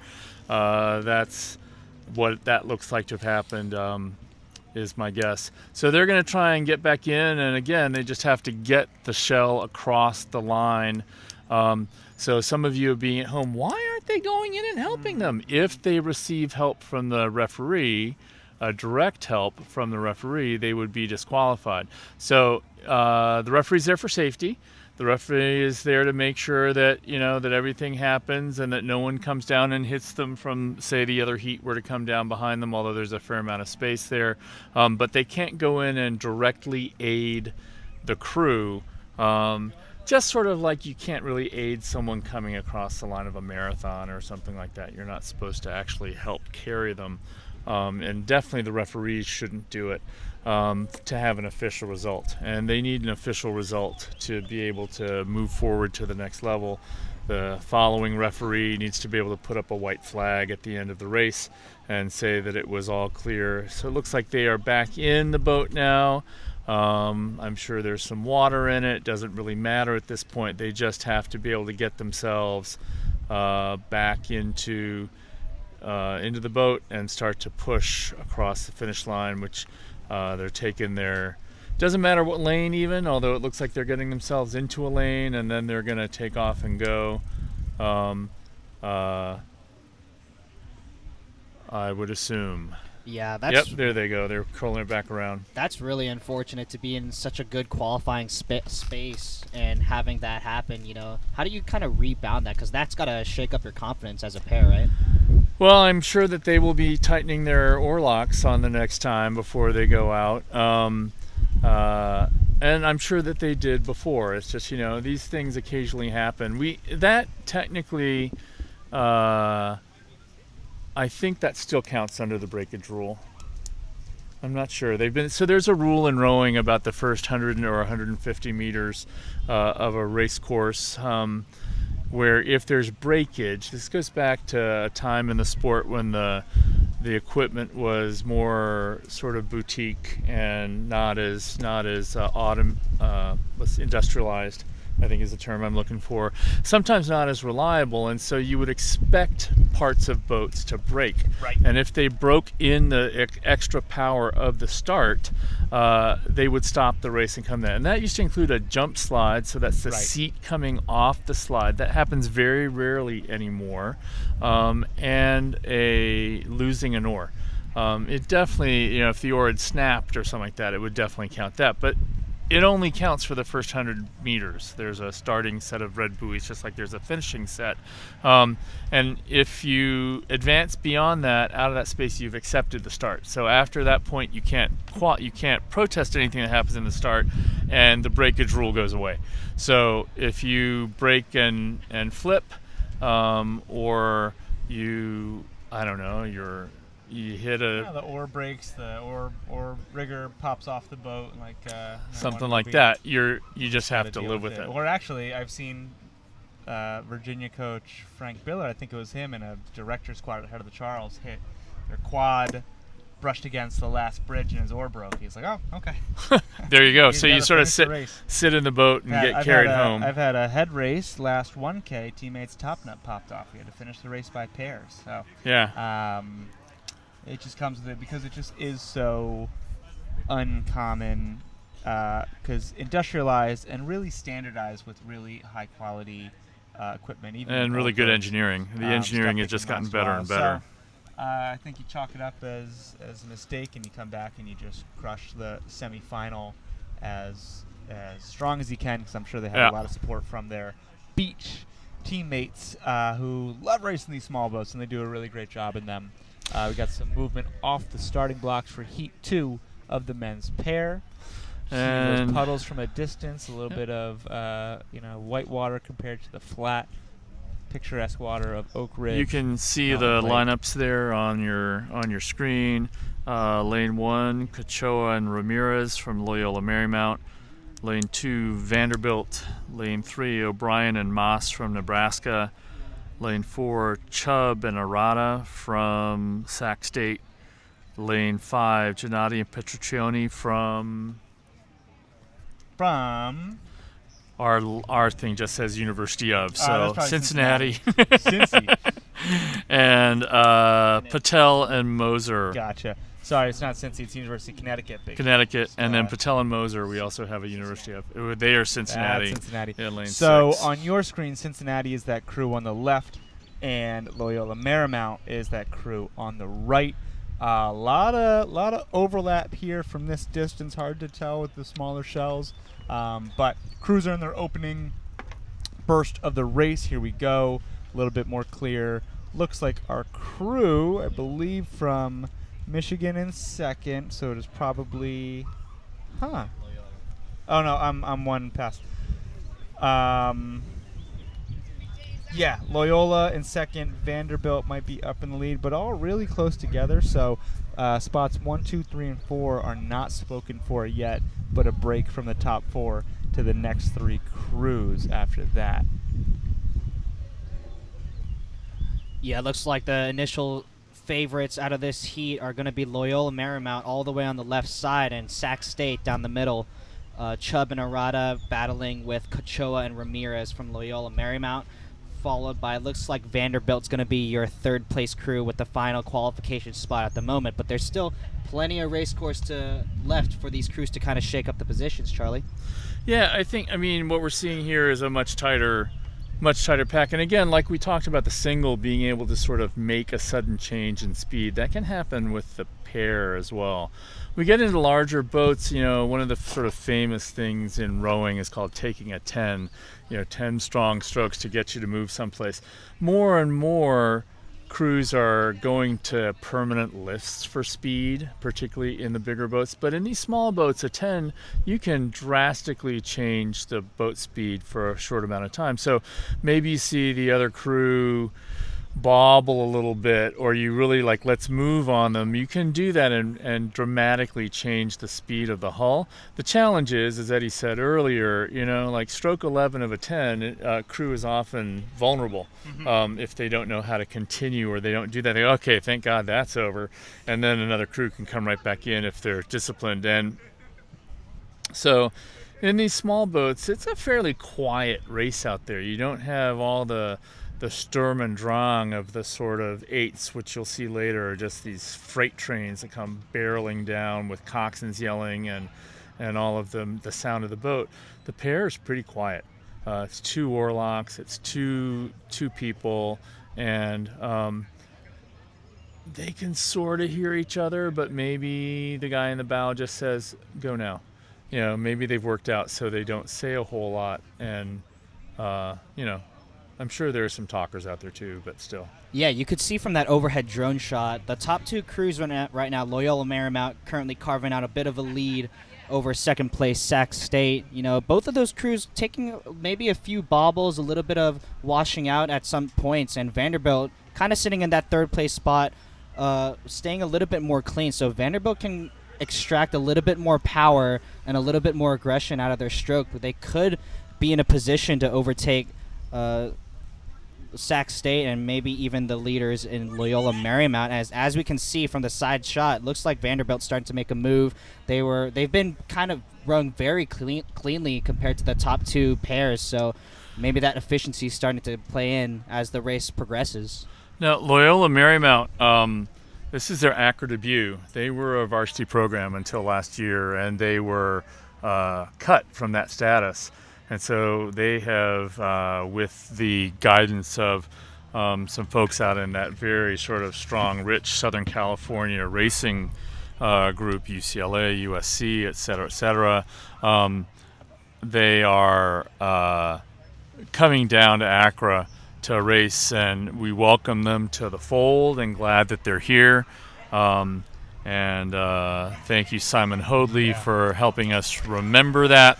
And just a great race here going on. What you're going to see when they pan back out, Vanderbilt is one There of these they are. crews They panned out. Yep. that makes lifts. They make a late push later in their race pace, so it's not about the 10. It's not all about the start. It's about how you finish. It's about, is your bow ball ahead at the end of the race instead of the first? So their goal is to take 1 or 2 seats over 200 or 300 meters, Absolutely. not 1 or 2 seats in 10 strokes. They're now over open water on Sac State, and they're fighting their way up on this Loyola Marymount crew to try to carve in and take the first spot out of this heat. Yeah, and like I said before, I think their efficiency kind of plays into this as the race kind of progresses. Looks like Vanderbilt was a lot more clean and a lot more efficient in the beginning of the race, even despite being down on the top 2 crews. And it looks like that efficiency may start to pay off. They're in the sprints now. Yeah, because here's the push. Look at that. Yeah, this is a they're great moving race. back in and just saying, okay, here we go. And whether they win this or not isn't really as important, but they're practicing their approach that they want to have later. I just think that that's really incredible to be able to see them able to execute that race plan. It's sort of cool to see how different programs go about it. There they go. There goes Vanderbilt, just Vanderbilt. pushing into the lead now. And yeah, take note of the other pairs. Vanderbilt's second half of the piece is very, very strong, and Vanderbilt has just completed the overtake. Let's see if they can stay clean all the way through the line here, as now Vanderbilt has taken the lead over Loyola Marymount. And across the line, Vanderbilt's going to take the win in the second heat of the men's pair. What a sprint. What a second half. That was awesome. That is very, very mature racing from those boys, taking a half-length lead over Loyola Marymount, and Sac State's going to come across the line in third place. What and a again, sprint. with these 4 heats, those are the 3 to move forward. So some great racing already today. And you can see they're going for it, right? They are going after it and making sure that they get in there and get in front. And exactly what you saw, Eddie, it was a lift. It was not just let's take a 10 and see how that works. Definitely wanting to move through, and just 2 seats. Yeah, and they really zipped in and across to close in on Loyola Marymount there. Good job, Miller. Sacramento State holding on to their spot, followed by University of Connecticut. You'll see Nebraska-Lincoln coming through the line in just a second. John Miller, the Vanderbilt head coach, did his rowing at Michigan, which is why we're talking about that lift style. That is Michigan's. Everyone knows Michigan's going to keep coming at you when they're really on. Speaking of which, Michigan's going to be in the pair in this next heat. There we go. Should be starting soon if it's not already on the course. But moving forward again, this is only top 3 to the AB semifinals. The next 4 go to their own semifinals. So this is also a difference from some of the other small boat racing we've seen this morning, in which crews that did not go to the semi are automatically going to the C final racing later today. These crews are going to a CD semifinal. So one more chance to assert themselves somewhere between the 13th and 18th overall crews in this event. Heat 3 is going to start in just a moment. Oh, because there's 4 heats of the men's pair, so this is not the final one. 24 crews. So if you're over 21 crews, they have 7 raceable lanes here. So if you get 22 crews or more in an entry, then you would have to push to the fourth heat. Great. If you were more than that, then they went time to the trial. time trial, which we saw this morning. Saw 33, and they're on the course. So from left to right of this beautiful drone shot, brought to you by Here Now, in lane 6 is Michigan, Jacob and Tracy, Georgia, Yeager and Trends, Ficalora, and Slattery from Illinois. Slattery, thank you, from Illinois. Lee and Kasicki from University of Southern Cal, one of their other 2 varsity crews, and then Powell and Ryan from Pittsburgh, and then a mysterious pair of athletes from Vermont whose names are not listed on Regatta Central. Looking CIA. like up and ahead, it looks like it's a Southern Cal crew with the bright orange oars, with a little bit of black and would that be maroon for? Yeah, it's maroon and orange. Great. Up and ahead for the Southern Cal athletes. So far lead ahead. Once we get a pan out, we'll have a better idea of which of these crews are close behind them, fighting for that 2nd and 3rd spot. And we can see them here live, so And you can see us on the live stream. there you go. You could. We're in a little white tent there. So that should be Illinois pretty close by in that orange, if I'm looking at it correctly.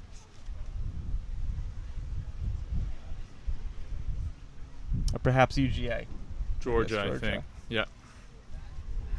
And then Michigan probably in that 3rd spot, looking at the tip of the oars there, very clear. And the Maize block in blue. block M on the Yeah. back of the uni. Yes, and That so is my design, by the way. that is his design. So that is Georgia in the 2nd spot, Michigan in the 3rd spot, Illinois, Illini in the 4th spot there, and Vermont holding down the back of the pack. Pittsburgh a little bit behind Vermont. So what we're seeing now is this Southern Cal crew is holding a good pace, but Georgia is charging into the 1,500 They are meter putting a mark. nice little move in there, absolutely. As they pass by us a line, I think their bow ball is just over the stern tip of Southern Cal. So we'll find out pretty soon, is this a move or is this speed they're going to sustain into the last 500 and try and close out. Michigan MRA rowers are going to do the same thing. It's a lot of open water, probably not going to close in on those 2 lead crews, but anybody's game right now. But they are definitely practicing at speed for what comes later. All these boats want to make the final, and they all probably have a shot at it. You never know what happened. We haven't seen it in the first 500. If there was something sort of not getting up to speed for any one of those 3 boats, it could be different the next time. But then a fairly clear spot split back. between those three, and then Illinois Illinois in fourth. who then has a very clear split ahead of the Vermont and the Pittsburgh crew. So I'm sure those Absolutely. guys are pretty happy to see that they're pushing themselves away from the crews that they are ahead of. So it's getting a little bit out of sight. Yep, it looks like that Georgia crew is trying to take over and is slightly ahead of the crew they passed. Who was that? That was USC. Yeah. And what's really good, you can see it as they pass off in the distance, that Georgia Strokeman has a really great pry off the front end. We've said that about some of the other women's small boats that came through. I think that Virginia pair, double. Oh, gorgeous. The legs, as they squeeze the frame right from the hips through the shoulders, picks up and transfers the power, the leverage back to bow in a really complete motion. It's not this legs and then the body swings, or body, of course, trying to go ahead of that. It is all in one. Every other stroke or so, it gets a little bit disconjuncted, but when it's on, it's on. Sounds I think like that's an eye a disease. huge, Disconjunctivitis. huge benefit to them stepping up and ahead of the crew they've passed. So I think you're going to see them coming through the line, perhaps with open water on Southern Cal now. So it was speed they could sustain. Great work out of the Bulldogs from Athens. And here come our Trojans following through in second place. Michigan MRA likely coming in third. We don't see any other flips on the course to shake this one up. And there they go, the There they go. Wolverines. Go blue. Illinois say. Illini should be charging through soon after, 15, maybe 20 seconds. And they were neck and neck when they came by us, the Vermont and the Pittsburgh crew. They're far enough away from us that, good. So the Pittsburgh crew is just a bow ball or so ahead. So we talked about the pairs. Yeah, it's a quiet boat. You don't have a coxswain. But it's not quiet when you hear all the heavy breathing. And right now, when the stakes are make or break, hold the lead or don't, I'm sure whoever is leading the calls in that boat, likely the bowman, he's making sure that they are making the most of their race plan.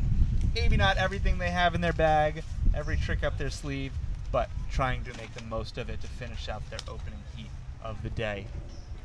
We got one more heat of the men's pair, but serving up some great racing from the previous three heats. And I'm looking at the times right now from the three heat winners, 7:03, 7:06, and 7:04. So, Charlie, some great racing serving up in the pairs. I think so, man. I think and the other thing is, it's not like everyone runs to the pair results every week Right. all the way through the season and that there's an ACRA ranking on them.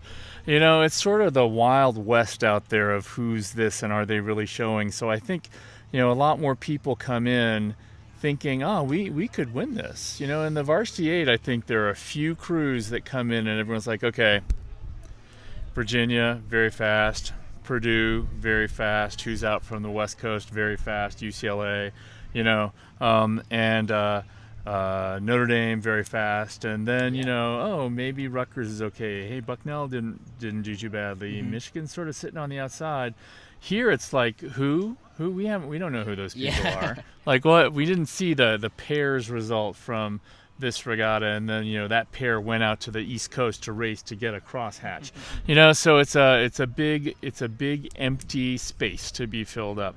And again, now coach is trying to have their crews not overthink it, not tell themselves too much of a story of, we went easy and we still were as fast, we'll be fine.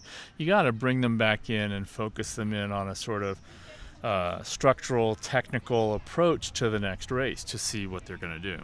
Well, into the final heat 4, the men's pair now. Left to right on your screen, you have lane 1, UMass, lane 2, VCU, lane 3, MSU, lane 4, URI, lane 5, Chattanooga, and lane 6, Colorado State. So the final heat of the men's pair coming down the course. Again, top 3 moving on to the A-B semifinals. So those are going to be your 3 spots. It looks like the crew from UMass out in lane 1 currently in control. So they won the 4. They won the time trial. So That's nothing's- true. nothing's They haven't set in won stone. yet. There you go. And, Eddie making sure that we don't preordain something that they still not. have to do. But it looks like this pair is trying to make a household name for themselves with the pace that they're setting, and URI is holding on really great work by the Rams there to keep it close. That, when it comes by us, is going to be hard to judge, and once they get past us at the 1,500-meter mark, we'll call it as best we can from the live stream, from the finish tower, and from our eyes, but I think that one's going to go down to the line just like the last pair did. Third spot is pretty close. But UMass has been focusing on a 4 and a pair this year. Yeah, UMass UMass is focused on through the sweep season, right up in the New England region, has been 4s and 8s, and now that they've been in ACRA training and for some of their Connect Cup results, 4 pair, quad, double, and then novice crews are in 4s and 8s. So year one for Coach Bigelow, really re-energizing the guys program. And every time I hear from them, talk from them, they just love what they're doing on the water out in the Connecticut. And that shows Chattanooga State is here. Chattanooga, University of Chattanooga. What's Is it that? Chattanooga State? It's Chattanooga, right? Chattanooga.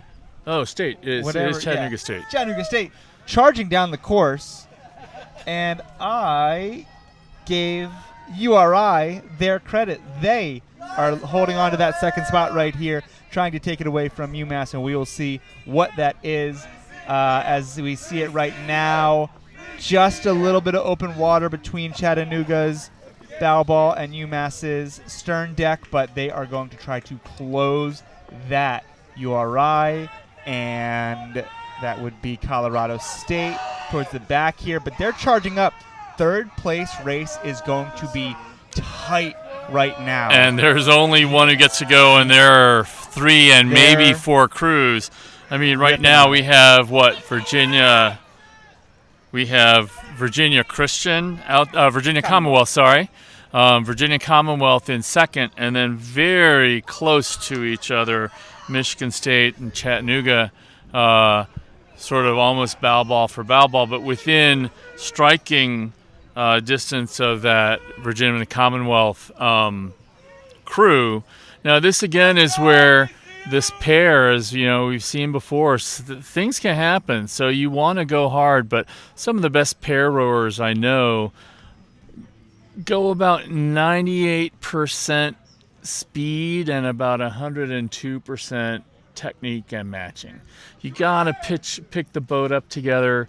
There is actually the ability to have a tow steer on there, but if you're really good, you should get rid of the tow steer. It creates drag, it slows you down. So a lot of them are probably out there maybe steering by pressure, ideally, rather than using their toe to control the rudder, although they might be doing that as well. Still, the less you have to touch that, the faster you go down the course. So you've got to stay focused on particularly the pickup of the first third of the drive, that leg phase where you're hanging on it to be able to do that. You can see right now. Yeah, the Chattanooga guys are making a really great charge, but it looks like it is emptying out the tank for them. So we'll see pretty soon that they worked really hard, but they kept that margin on UMass, or I should say UMass kept the held margin that on them. margin on them. So great racing by both of them. But this third place spot, it is still anyone's game. I'd say this open water doesn't bode well. It's not an 8 where you can really close that in 250 meters to go. So it should be that crew all the way over. VCU likely taking the third spot, but just not by much if they do. Not by much if we do. We've already seen a second place crew have a flip and change up the entire race, so everyone's going to be kind of biting the lower lip, holding on, giving everything they can until we reach the finish line. So right now, UMass, Chattanooga, and that is VCU, Michigan State. So Michigan State just missing out just on the outs on there, yep. the AB semifinal. Great work by them.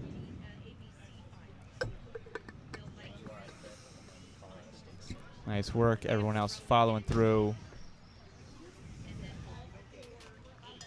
Good. 5 crews. 6. Wow. Probably the tightest of the pair heats that we've seen so far this morning. Really great. That's going to be a good race. And it's going to be a great race in the CD semis later. Almost definitely the fastest 6th place crew, I think. Yeah, yeah, for sure. So a lot to prove when they get to their semifinals. I believe that will be tomorrow if it is semis. Only C finals are happening today. No, there are semifinals this afternoon. Oh, great. Okay. Semifinals and then the C finals at the very end of the day. Oh, great. So they got to bounce back to it one more time this afternoon. But we're moving on to the quad, so the biggest sculling boat that you can put together outside of a Stamfleet.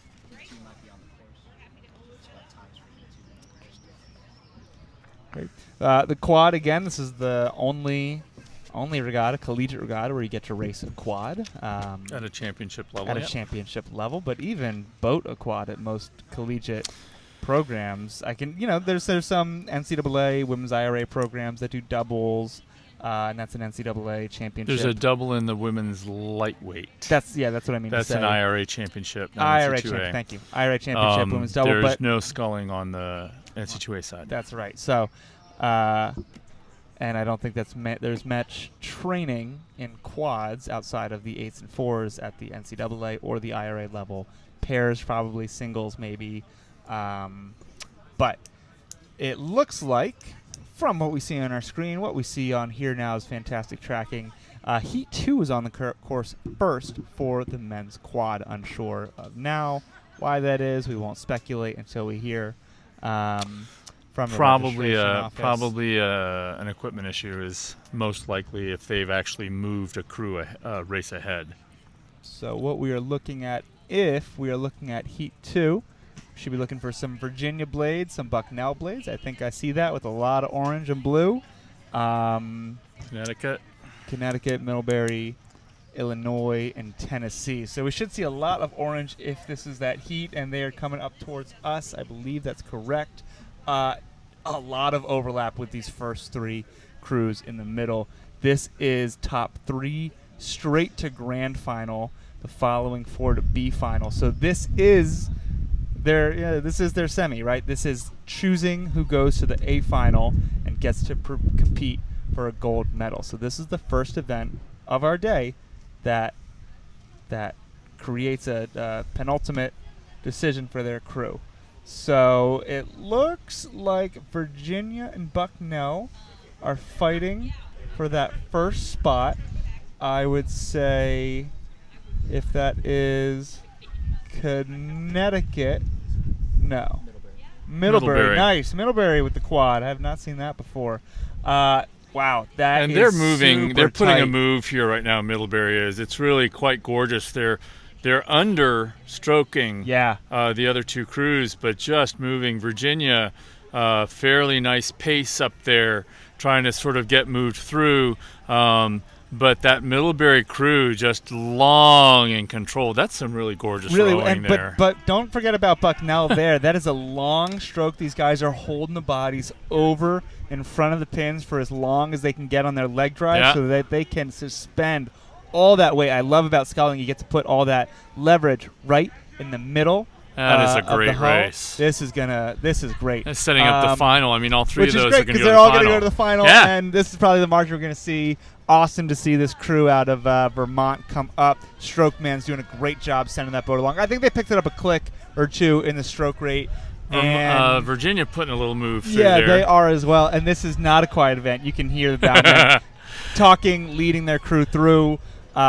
This is Tennessee trying to charge back up and overtake at least a little bit of close the open water on Illinois, and then way out on the other side. That is Tennessee. University of on the far side. Far side. If that is University of Connecticut. That is Connecticut. Using oars that I don't recognize. So, Virginia moving nicely in this Hudson quad. Really crisp attack at the catch. Hands moving out quick.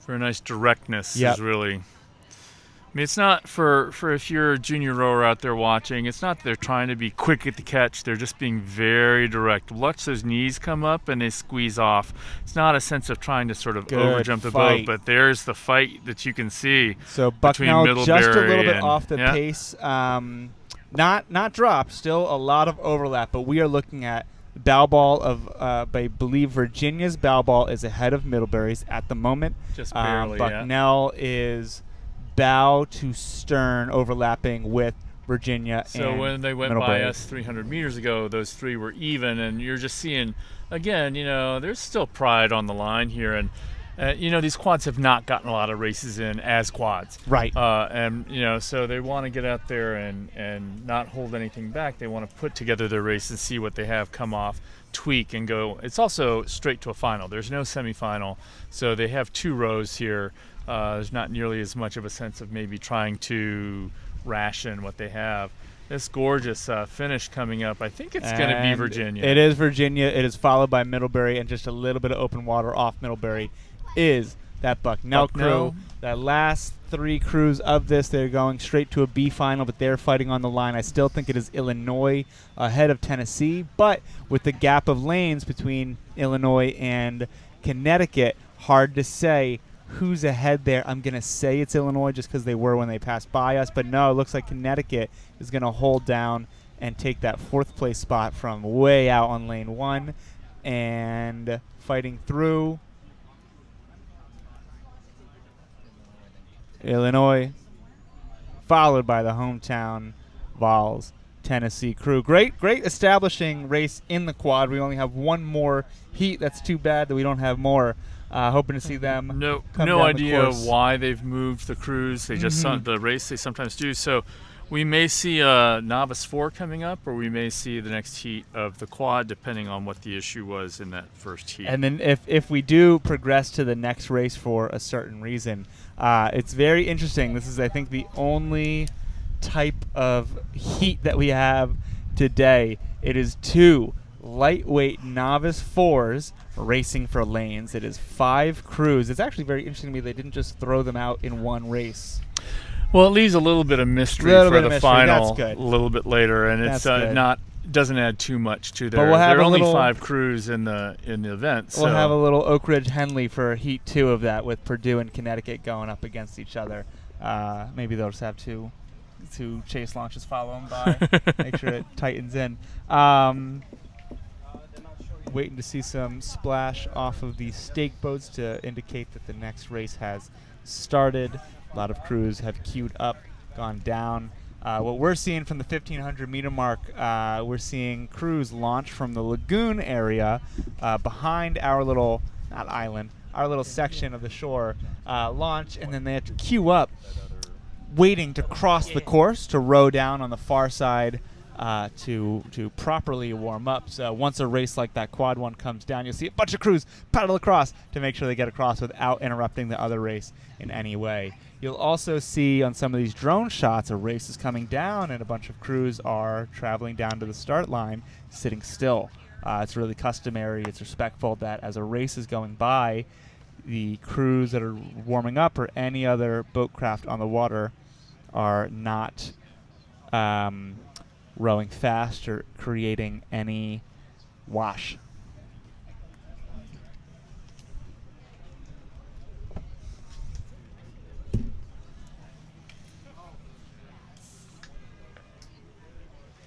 So we've gotten news. We don't yet know why the first heat of the men's quad has been delayed. We're sending Christian out to do his research, and we'll get back to you with that when we know something. But we do know that we're moving forward to this first heat of the race for lanes. And they have condensed it to a single race for lanes. So no Oak Ridge Henley. I'll talk to ORRA about that in the future. This is the lightweight novice 4 men's event. What we have here is, I just missed it on the screen, but in not a specific order yet, we have Minnesota, UMass, Michigan, Purdue, and Connecticut. And So we don't know who's battle in what lane. If of, they recombine them, we're just Battle going of to have the to wait and Midwest see. versus New England, just like the announcer's booth is. So we'll find out soon who is up and ahead. So we're hearing that Michigan State lost their fin in the quad. So That's too bad. if there's breakage before a race, they get to go to the referees and say, hey, we've had a problem, and then they do exactly what they've done right now, which is to move that along. And so interesting to try and figure out who these lightweight 4s are. We can't really see their blades yet. I think I see Michigan. I think I see the maize tip at the end of the blue oar. In second, you think? I believe so. Second or third. That's tough.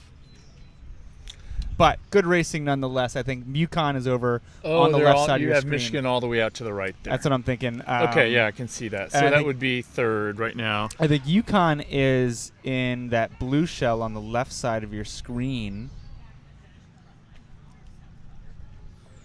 And they've redrawn this, so we have Connecticut in lane 1, Purdue in 2, Minnesota in 3, UMass in 4, and Michigan in 5. All right, so that puts Purdue at the front of the pack with their lightweight novice, and that should be UMass in the second spot, men's quad. closely trailed by Michigan, and then UConn and Minnesota in the 4th and 5th spots, fighting it out right now. So they're coming up on us pretty soon.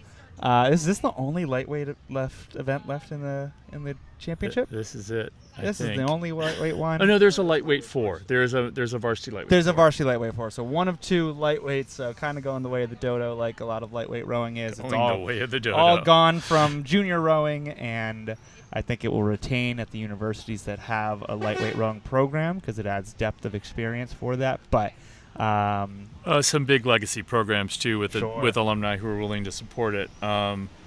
The women's sport, I think, is in danger with all of the With changes NCAA. now on But limits. in the race in front of us, you can see as we zoom in some great bend in the oar from these lighties. My screen's stuck on the UMass guys, and they are just taking these skinny oars, and you can see actual bend in the shaft. If you slow down any of these live streams, if you're watching closely, or if you know what to look for, you can see the oar literally it arcs bend a little bit, yeah. because they are putting so much power and locking that oar in the river. And in order to propel the boat, the oar can't move, right? They have to move the boat past the entire oar, so it's all this potential It's a energy big loaded out. Big lever being strained. Yeah, big stick move boat. Big stick move. So those guys are really hammering on it. These guys are all getting pretty close to our line of sight. Looks like Purdue is still upholding the lead. Michigan in that sneaky third spot right now. Hopefully the UMass guys know that Michigan makes that lift right around now and holds on to that speed. We'll see. And these are all novice guys, and they've never – gosh, Purdue and Michigan have probably raced each other – twice. Oh, and Leber's Cup. So these Midwest teams have probably raced each other, but the New they England- haven't raced these events. They haven't raced a lightweight True, 4 okay, so yet, yeah. and they haven't had to weigh in. So I think everyone is getting an education or a trial by fire about what these other teams do when they're on the water. Really great send from all these light novice guys. I'm actually keep forgetting That they're Purdue novice rowing crews. is quite nice. Just Yeah. very long, lengthy, big pride. But, Length up on Coming up UMass. at 500 meters to go, Purdue, UMass, Michigan, holding spots 1 through 3. Again, we're just racing for lanes right now. If I was saying that the quad results matter, these ones matter too because you want the best lane possible going into your final. UConn holding on to that spot number 4 right now. Minnesota Golden Gophers holding on to spot number 5. But we'll see if Michigan closes in on either one of the first 2 crews with that lift that they're going to make in this last I think 500. there's just a bit too much of a race going on with UMass trying to get back into Purdue. Purdue wanting to make sure they stay in front of UMass. But those 3 crews will come back wrapped around each other in the middle of the race for their final. And again, we don't know who's decided to do what. There also is not a huge big difference in their base speed of all those 3 No. crews. So, someone throws a slightly better start next time, gets up into a little bit more, or stays high a little bit longer. Some crews are just staying high to get out in front. Yeah, and championship novice rowing also seems to be They're novices. diminishing from regattas across the country. Like, I don't know if SIRAs or WIRAs had at least novice force racing. So a lot of it, I think these guys are very disciplined. I think they're rowing well. I think they're also very excited. So I'm not expecting we didn't show our full speed out there. They're like, we're on the course. We're Let's racing. go. We're ahead of all these other crews. I'm not backing down. So that's fun to see. Purdue open water on the next crew next to them. So great work, because that's your reigning team points champion. So that is a program that had so many 8s on the men's and women's side, 8s, 4s, some small boats here and there. Probably boated everybody in the program and placed pretty high in AB finals in most of those And their events. novice men have had a very successful spring season. Yes, that's they've done right. very, very well. So I they think are they're- through the line in that I think first they're the place top spot. seeds in the Frosh in the novice. eight. Oh, I'm not that's sure. great. That So I mean, there's a lot of speed that down is on in that. keeping with their finish here in the novice 4, light novice 4, 6:39 across the line, UMass Michigan, and I believe UConn is going to hold on to that 4th spot when we see them from the finish tower. Sub 640 freshman 4. That's great. Yeah, that's okay. We're saying novice and freshman. If you're new to the sport, as I said earlier, sort of, historically, traditionally, you had what was called the freshman 8 or the Frosh 8 or the Frosh 4. Technically now we use the term novice because you don't have to be a freshman. You just have to be in your first year of college rowing. Some programs now, you have freshmen coming in off of good high school programs Right. and are moved up into the varsity right away. Particularly some of the smaller programs, if you get a really good kid and he's going to make a difference in your boat. But in these larger programs, Purdue is enormous in terms of numbers. Michigan as well. They're keeping those classes intact. They're keeping those groups intact. And, those guys have been fighting out to maybe try and be in the 3F. Yeah. The third novice, third Frosh boat. And here they probably just have chosen 4 guys who are lightweight. And naturally, so there's not a whole lot of Which is a good point, because light does not mean second novice 4, right? It might just be a split, and they're 2 even boats, and one just happens to be the guys who are under. Was it 160, 165 here? It's 160. So great work there, and I believe we have women's novice 4 heat number 1 on the screen with us now. Just given the amount of crews on the water, I think we are still holding that men's quad heat 1, waiting for Michigan State's rescheduled to the end of the day. So those Because they have guys, to come back in and replace those the guys fin. get a sunset row. So women's novice 4, I think we're also going to get some exciting racing out of here. The way your screen is set up, looking at this great overhead aerial view, we are looking at, from left to right, Ohio State, Penn State, FIT, that is Florida Institute of Technology, Tulane, Lafayette, Loyola Marymount, again their first time at ACRA, and Oklahoma State. And 4 to the AB semifinal. 4 to the AB semifinal. And the way it looks, it's kind of like there's 2 races split up. We have the lanes 1, 2, and 3 fighting each other, lanes 4, 5, or 6, 7, and 8 fighting each other. So asserting themselves at the top of that should be Penn State, FIT, and I believe Lafayette should be in these 3 spots, but 4th spot between Loyola lanes Marymount and Oklahoma State. OSU, and then Ohio State, the other OSU on the other side. Very hard to tell who's going to be in that 4th place spot. So lane 2. They're probably about 750 meters in here, and that's I where had it where backwards. things fall apart a Sorry, little. I had it backwards. Loyola Marymount Yeah. is out in front. Lafayette and FIT are out in the top 3. That is Oklahoma State on the right side of your screen, Penn State, Ohio State fighting it out. Tulane. So as I said, about 750 meters is where, there are some crews who can throw a start and get up, and then when they hit their base, you start to see it fall apart a little bit or not be quite as competitive. So this is where the first shakeout happens, really. And you can see it. You could see it happening from the drone shot from above. And now, even just 45 seconds later, there's a larger expansion of the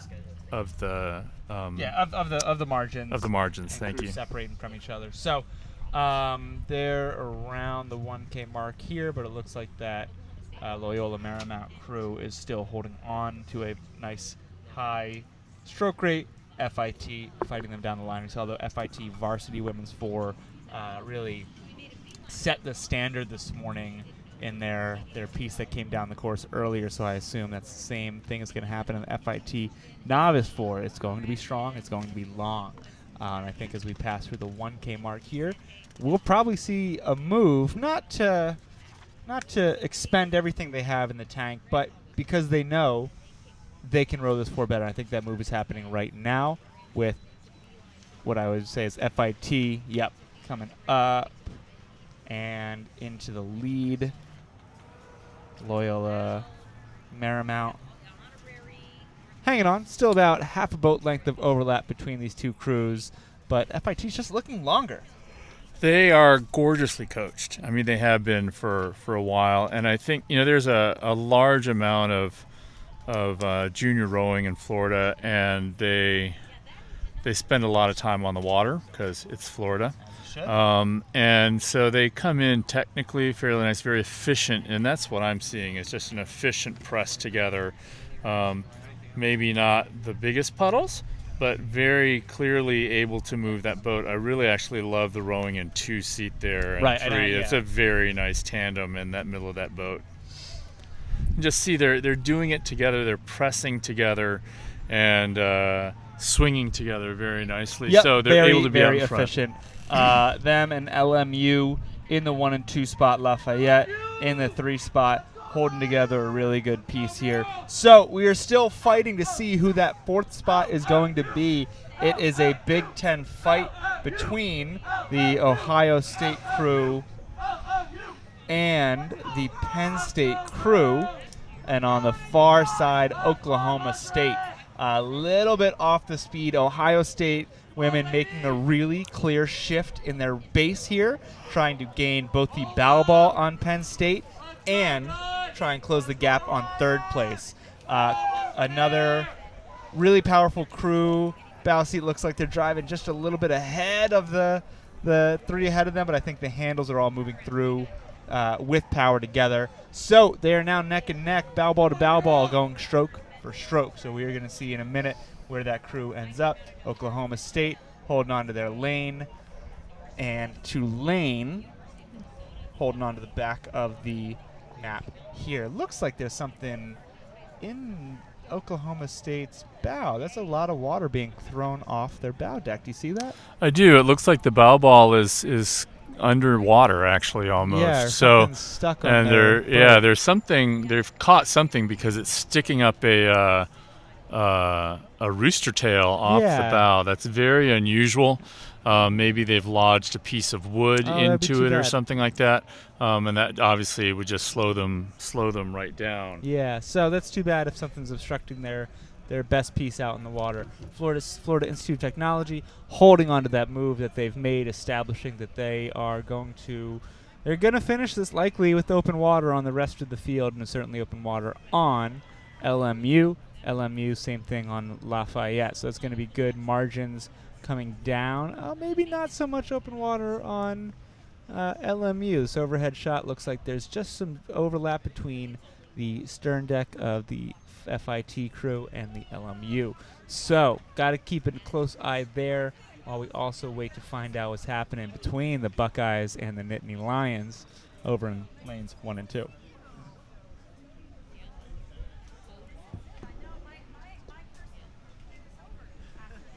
Yeah, really strong demonstration of quality out of that FIT program. Yeah, like you've mentioned before, FIT formerly a D1 program, but after COVID and a lot of other complications, they had to defund that program. But these are novices, right? They had no connection to the D1 program whatsoever, and still producing some of the highest quality rowing we've seen out of some of these novice crews. So that just goes to show the coaching, the team camaraderie is still there, and domination out of FIT as they come across the line with the win over LMU. Lafayette takes the 3rd place spot, and it looks like Ohio State just got the better of Penn State.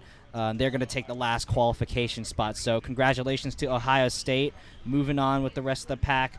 Penn State, unfortunately, relegated to the CD semifinals, as looks like Tulane bringing up the rear. as well as Oklahoma State. So there you can see the water that we were talking about with Oklahoma State. So that's really unfortunate to see something happen with the bow deck there. Creates a lot of drag and makes the boat so much heavier. So we'll see if, Oklahoma State can rebound from that in their semifinal coming up. But unfortunately, they'll be heading to the CD semifinals out of contention for the medals.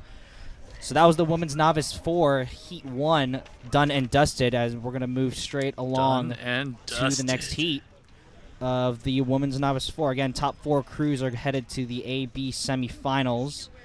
In lane 1, we have Purdue. Lane 2, Kansas. Lane 3, URI. Lane 4, Florida. Go Gators. Lane 5, VCU. Lane 6, Liberty. And lane 7, Georgia Tech. So for those of you who may not have joined us so far early in the day, I'm Christian Yu. I'm one of the other commentators that's been popping in and out every now and then, but I do go to the University of Florida. I'm part of the Florida Club rowing contingent here today. So what very can you tell us excited to about see. this novice women's 4 then? Well, yeah, this novice 4 was coached by Bob Van Twyer, a longtime coach. He's been around many places in the Florida collegiate and junior scene. So we're very, very lucky to have Coach Bob on the staff. So this is his 4, the girls novice 4 that he's been in charge of, and we're really excited to see how this girls novice 4 stacks up against the rest of the competition in the country, right? A smaller contingent for sure out of the University of Florida this year, but very, very prideful, and we have a lot of support going for us. So we hope to make them proud and demonstrate our quality here on the national championship stage. I know Coach Tippin and I have been very, very grateful to be a part of this program and seen its expansion throughout the years. So what kind of support do you get from the university? It's so we're partially funded by the club. We get a club sport program out of the University of Florida, but rowing obviously being a very, very expensive sport to maintain with all the equipment and whatnot, it's really not that much. So the majority, mostly if dues not, and fundraising. Right, the majority is in fundraising. We're a student-run club, as many of the clubs here are as well. So a lot of that is all on us. So it's hard, as a club team, but we've survived throughout the years, and we'll continue to be here. I actually was elected treasurer of the team this past year, so I'm moving on. I'll be in charge of the funding, so hopefully we'll be in a position to get some more equipment and fight you at a higher level. You have a summer internship in Korea, so maybe you will find a Korean sponsor for Florida rowing. We'll see. Looks like we have Heat 2 underway here fairly well.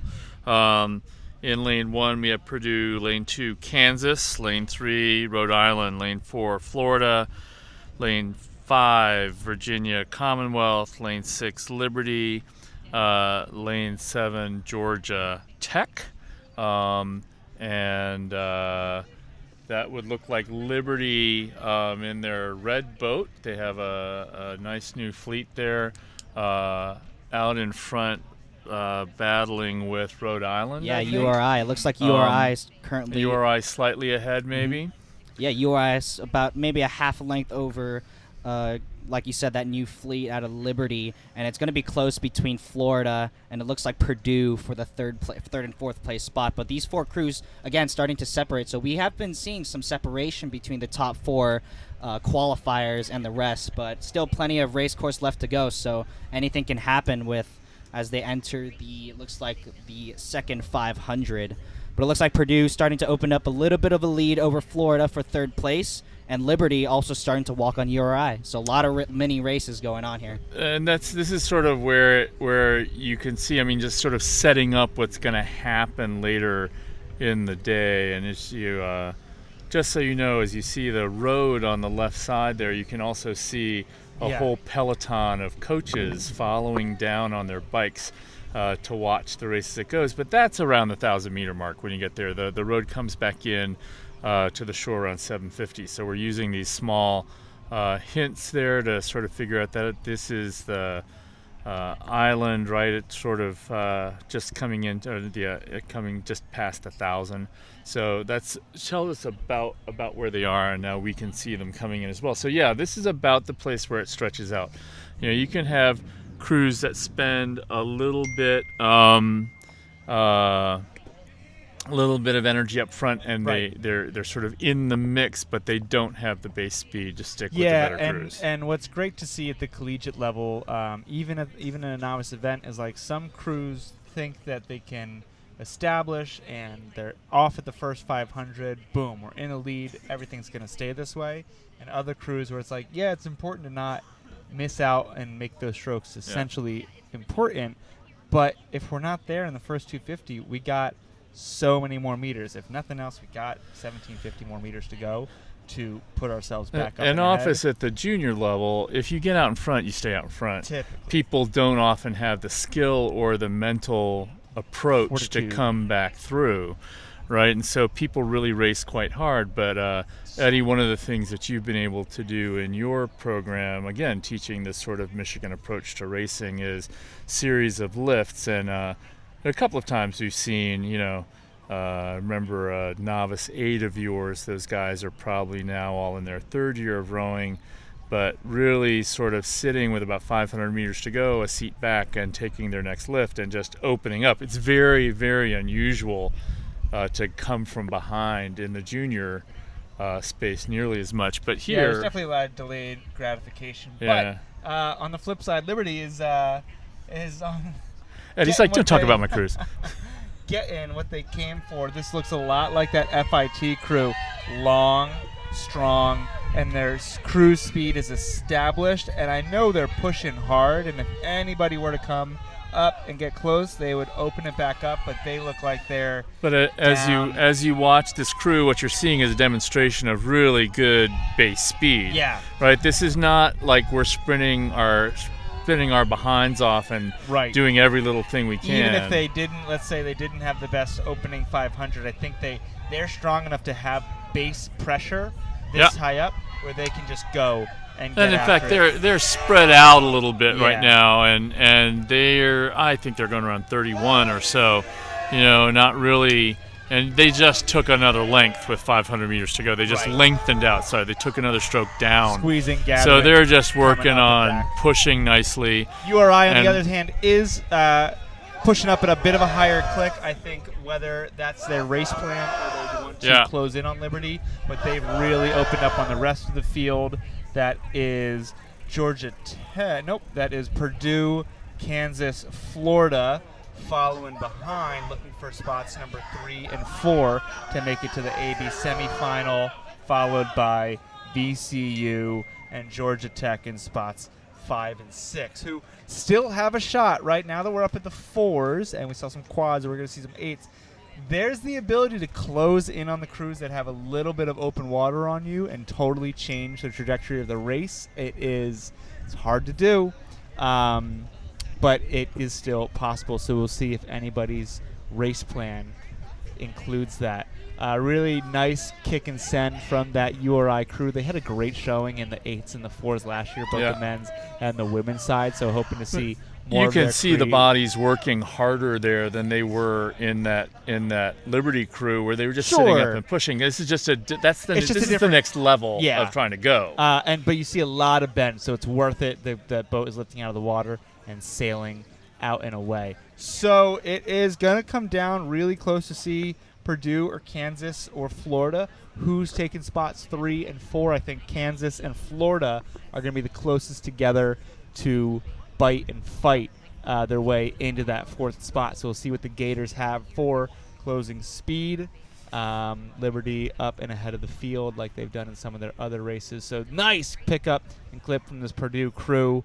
Really strong. The women also won the team points trophy last year, so they rolled deep. That Liberty program has been standing around for a little bit, but it just seems I believe they have new coaching in the last year or so, and it just seems like there's some really, really nice rowing. Every boat we've seen of theirs really well tutored. They know what they're doing. They know what they're doing. The rowing is mature. The rowing is together. They're through the finish line. So coming up quickly after that is they have launched. I believe Oh, these are never mind, crews never mind. coming back down. All right. We're the seeing the men's quads come are back down. rowing They will the be course later. so that they can restart for this afternoon. So let's focus on the women. URI are through the line, squeezing it off, and this looks like Purdue is going to seal that third spot. And we're waiting for bow balls to come onto the screen between Kansas and Florida. That is Kansas, Rock Chalk, Jay Hawk coming in to take that fourth spot. Florida should be trailing behind them very close by before we see VCU and Georgia Tech in that fifth and sixth spot. Still unsure who is going to take that. There we go. That is VCU. So that is 4 to the AB semifinal. The rest to is the rest of the C final or a CD? CD. Oh yeah, these are deep heats. Everything is 7 lanes across. So that's great to see a lot of depth at the women's novice 4. So following this, we're going to have our adaptive race. So we'll have 2 adaptive singles, followed by a bit of a break before we go to the women's lightweight varsity 4. Not sure how much of a break that will be, given our late start this morning, but we will find out soon. So women's novice 4, heat number 3 will be on the course very soon, if they have not already started, to see who's going to take those last 4 spots for the AB semifinal, now that all the women from novice 4 and heat 2 have come through the line. 7:37, one of the faster speeds in this event so far. But it's going to be really interesting tomorrow when the AB semifinals get started to see Liberty and FIT, if not in the same heat, to see what they establish for speed. Right now they're the front runners in this event. 2 schools that are really focused on the small boats and are likely vying for the small boats trophy. Drone shot giving you a beautiful shot of Melton Lake here at Oak Ridge Rowing Association's home body of water in Oak Ridge, Tennessee. And coming all the way back to find the women's novice 4 who are on the course. So as you see from this direction, good, near shore on the left side, we will see lane 7, UCF, Central Florida, lane 6, Michigan State, lane 4, Virginia Tech, lane 5, Virginia Tech, lane 4, William & Mary, first college in the country, lane 3, Colorado State, then Long Beach State in lane 2, and Texas in lane 1. Looks like Michigan State is pushing themselves up ahead of the field early on. Like we talked about a lot of last race, maybe that's not the end-all be-all of the final rankings, but we'll see if that opening speed is the same as finish speed. Close by in those opening 3 spots, that is going to be Texas and Long Beach State, also two very prominent small boat crews fighting their way up. Spot number 4 to progress to the AB semifinal. Hard to say. Probably it looks like a fight between Virginia Tech and Colorado State right now, but too early to call. So really great puddles and separation on these opening strokes of the race. A lot of overlap between these crews, which is great. So these are going to be loud races that they come by us. We were talking about some of the singles and pairs and doubles earlier. Maybe pretty internal. Coxswain. Not a lot to call if it's just you and your pair partner, because you figured it out, or you can see and look and observe. Coxswain's leading the way here because all the other rowers are facing the stern. They don't know what's happening behind them, and they don't need to worry about it. They just need to push hard on the handle. Yeah, really strong start here from the top 2 crews out of Texas and Long Beach State. Texas currently with the half-length lead over Long Beach State, and then a full length of open water probably back to, looks like that's Michigan State in 3rd. But yeah, like you said, Eddie, it's going to be a tight 3 boats in the battle for 4th. Only one of them is going to progress to the A final between, looks like Colorado State, Virginia Tech, and William & Mary. Looks like to be the boat outside looking in. As we get a shot of the weather down the course there, we've had the privilege of pretty mellow conditions wind-wise. Maybe a few ripples here and there, but no dramatic gusts so far. So hoping that those conditions translate. I think we've. I'm not gonna actually. I'm not gonna say anything actually. But yeah, as we see, it looks like Long Beach State starting to put in a move over Texas. They've brought it open, a couple of seats up. They still look to be about a deck down, but starting to close the gap, Eddie. Let's hope they check those oar locks. So, like we said, that Michigan State opening speed was solid to get off of the opening blocks, and it's strong. It is still setting the pace for this event, but not quite the same. It didn't extend their lead on any of the other crews. So they're coming up in our line of sight pretty soon.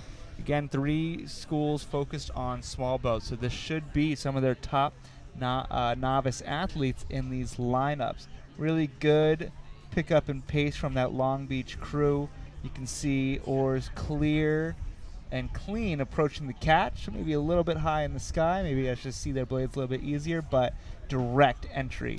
Tall bodies up at the catch, so helping as much as they can to use their frames to just drive these boats down the river. It looks like the Long Beach crew is just a little bit higher in the stroke rate above the Texas crew. Texas crew just a little bit longer. Wondering if that is the race plan all along, or if they're just trying to vie to get their bow ball ahead no matter what. Michigan State is on the outside, so this is going to be one of those interesting concepts to race in which Michigan State is far enough away that the Texas crew, for certain, isn't paying attention to them. Coxswain's probably not looking all the way across the field, so they're going to have to react to what Long Beach State is doing, but maybe Michigan makes a move. Maybe they make a lift before the 1500 after, and Texas won't know until they're a couple seats up if it's effective. So we'll keep an eye on that. And who's this in that 4th place spot? That should be Virginia Tech asserting themselves.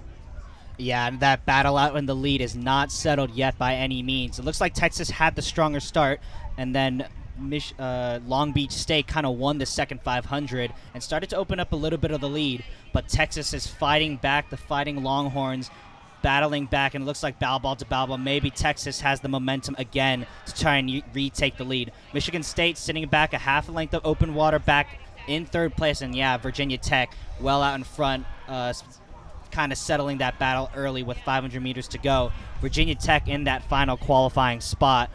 Looks like that is Colorado State currently in 5th, a length ahead of William and Mary. But that battle for the lead, it is tight still. Bow ball to bow ball. It is dead even between Texas and Long Beach State.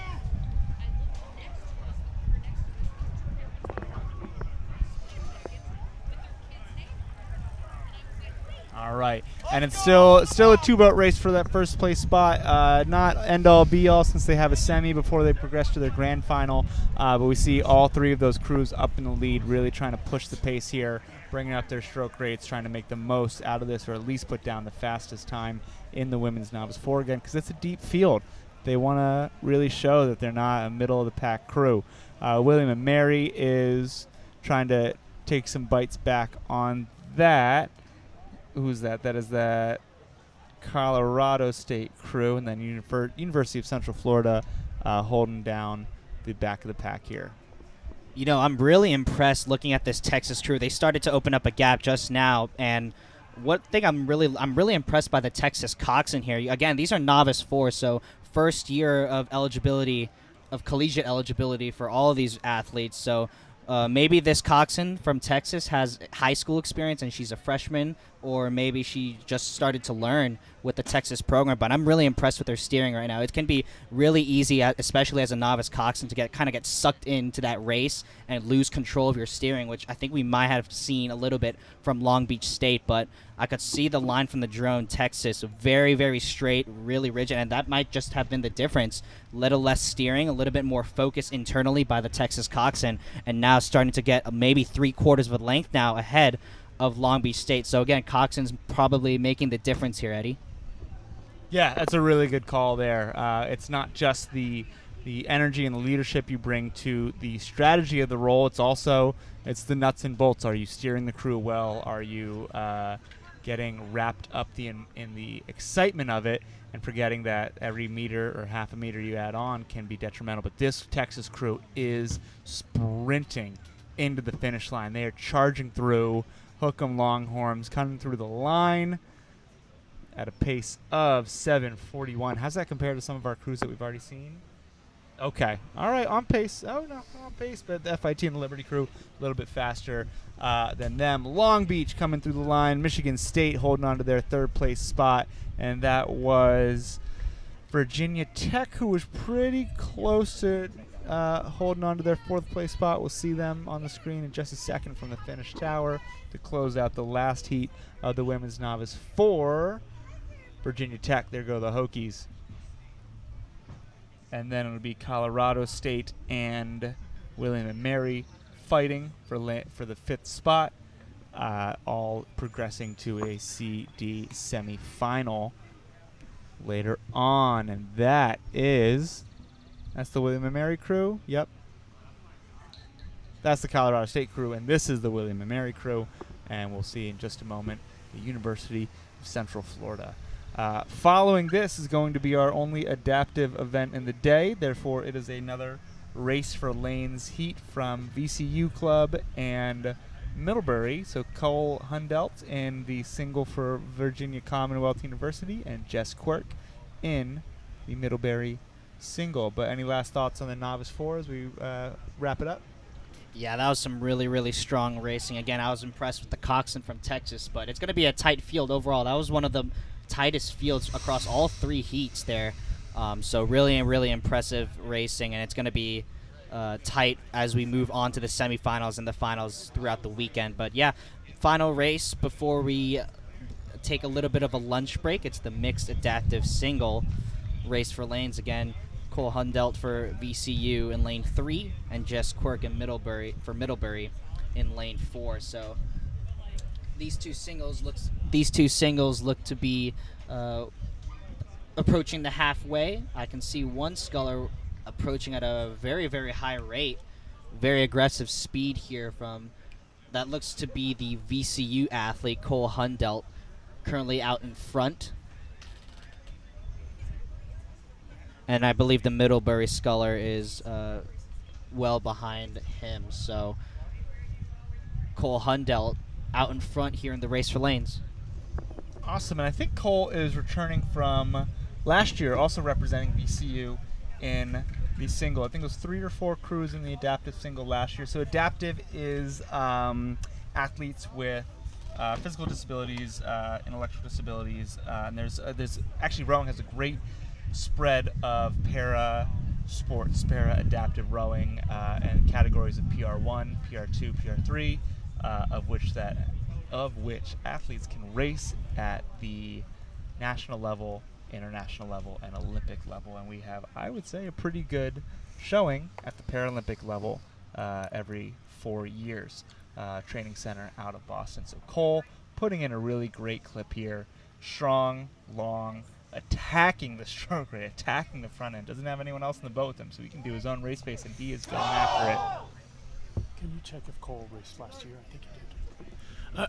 I think Cole raced last year. I- We're gonna yeah, go. I- We're gonna I- go check that. I I'm pretty remember sure that, if and nothing else, VCU did. I think it was him and a young guy And- from Kansas. yeah, and if I remember from last year, the rowing that I remember seeing, there is some significant improvement that's Yes. come across in his ability to Confidence. hold his body, competence in the single, his ability to hold the body, rating is better. He's sitting up underneath his shoulders better, which is really nice, and just moving the boat. Yeah, more I'm actually strongly. really excited to see the time that he puts down on the course, because he did race last year. He did win his event, but I think this time is going to I don't think this is a pun exactly, but I think his time is going to beat his personal record on this course. He's going to blow it out of the water because he is just moving down at an aggressive pace right here. So great to see. A lot of support from his teammates on the shore from Virginia Commonwealth, all the rowers out of Richmond. These guys are rolling deep and really excited to see each other out there on the race course. Jess Quirk is making their way down the course as well, I think around the 1,000 meter mark. This is a great race to have our chase launches closely attentive and following the crew so that they are safe and sound, wrapping up our morning racing. Cole is reaching the last 250. You can see the buoys are about to turn red on your screen. I'm seeing him with my eyes, getting through, and he's going to charge into his sprint. And we'll see what he's got in this Hudson Shell. As we are watching this race, there will be a break following this race. Christian, what time are they starting the afternoon racing? Yeah, so the racing will be resumed at 2:02 scheduled with the men's lightweight varsity 4 heat. That's going to be another race for lanes, but again, yeah, stay tuned for some of the big boats. We haven't seen any of the 8s yet, and we'll be They'll seeing all those come this later afternoon, this absolutely. afternoon. So it'll heat up as we get going.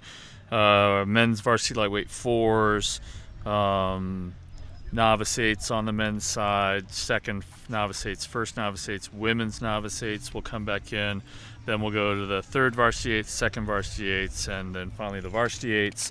And then we'll have those few C finals we'll have some semifinals from the DEF side, from the small boats that we saw. Actually, and some C finals. a correction there.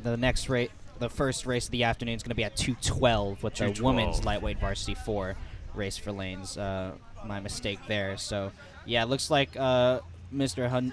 Cole Hundelt from VC has crossed the line in 8 minutes and 45 seconds. So that's about a 40-second improvement on his time from last year. So congratulations to Cole. Single scull, 40-second improvement over 2,000 meters. That's awesome. I wish I had that result ever. Jess Quirk is making their way down the course. They are nearing the 1,500 meters, so let's say about 600 meters to go. Also rowing well, but the single, tough to race if it's early on in your career. I actually don't think I've successfully raced a single, and we'll get there eventually.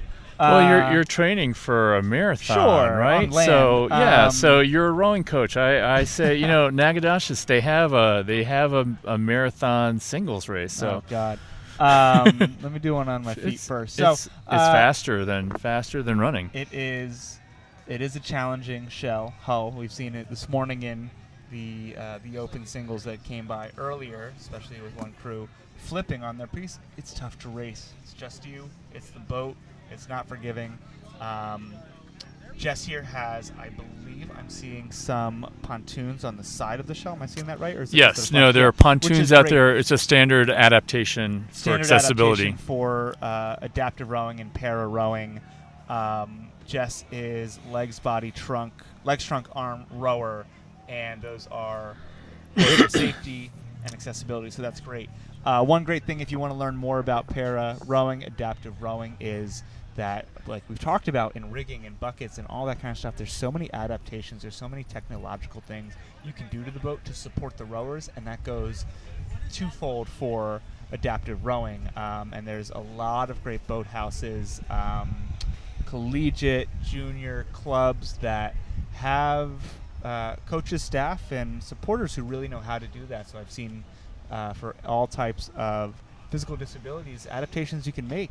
Foot plates that only need one shoe in them, seats that are supported or they're up higher.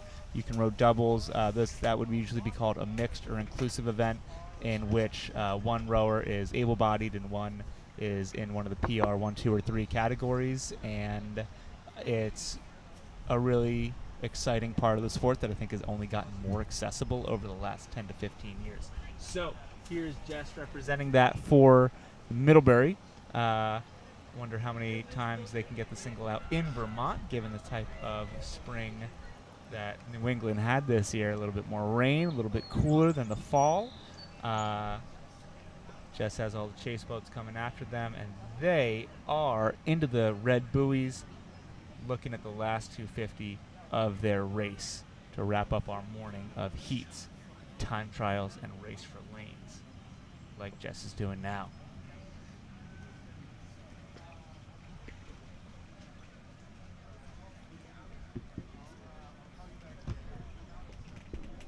So yeah, talking about some of the innovations that we've seen in para and adaptive rowing, I'm from Sarasota, Florida, and one of the things we've seen out of there is kind of remote control singles for visually impaired rowers. So I know one of the innovators out of Sarasota has been testing for quite a long time now. Remote control coxswain, I think, is what he's called. The innovation is. He basically stands on the shore with kind of like like an RC car sort of thing, and allows visually impaired rowers to go out there. Do you know the number row of high safely. school novice coaches who are going to want to have that installed in their Right? eights? Yeah, so maybe we'll see. Who knows in the future? Maybe no more coxswains. Oh That no, certainly won't be. very That definitely certainly against the won't be. rules. That's not happening. That's not happening. It's too important to the sport. So Jess is closing in on the last 100 meters or so of their race here. Really good, long, strong strokes. You can see good full compression up into the catch to make that shell move through. Difference of time between them and Cole. But closing out in a really strong effort here as we get closer and closer to the finish line tower.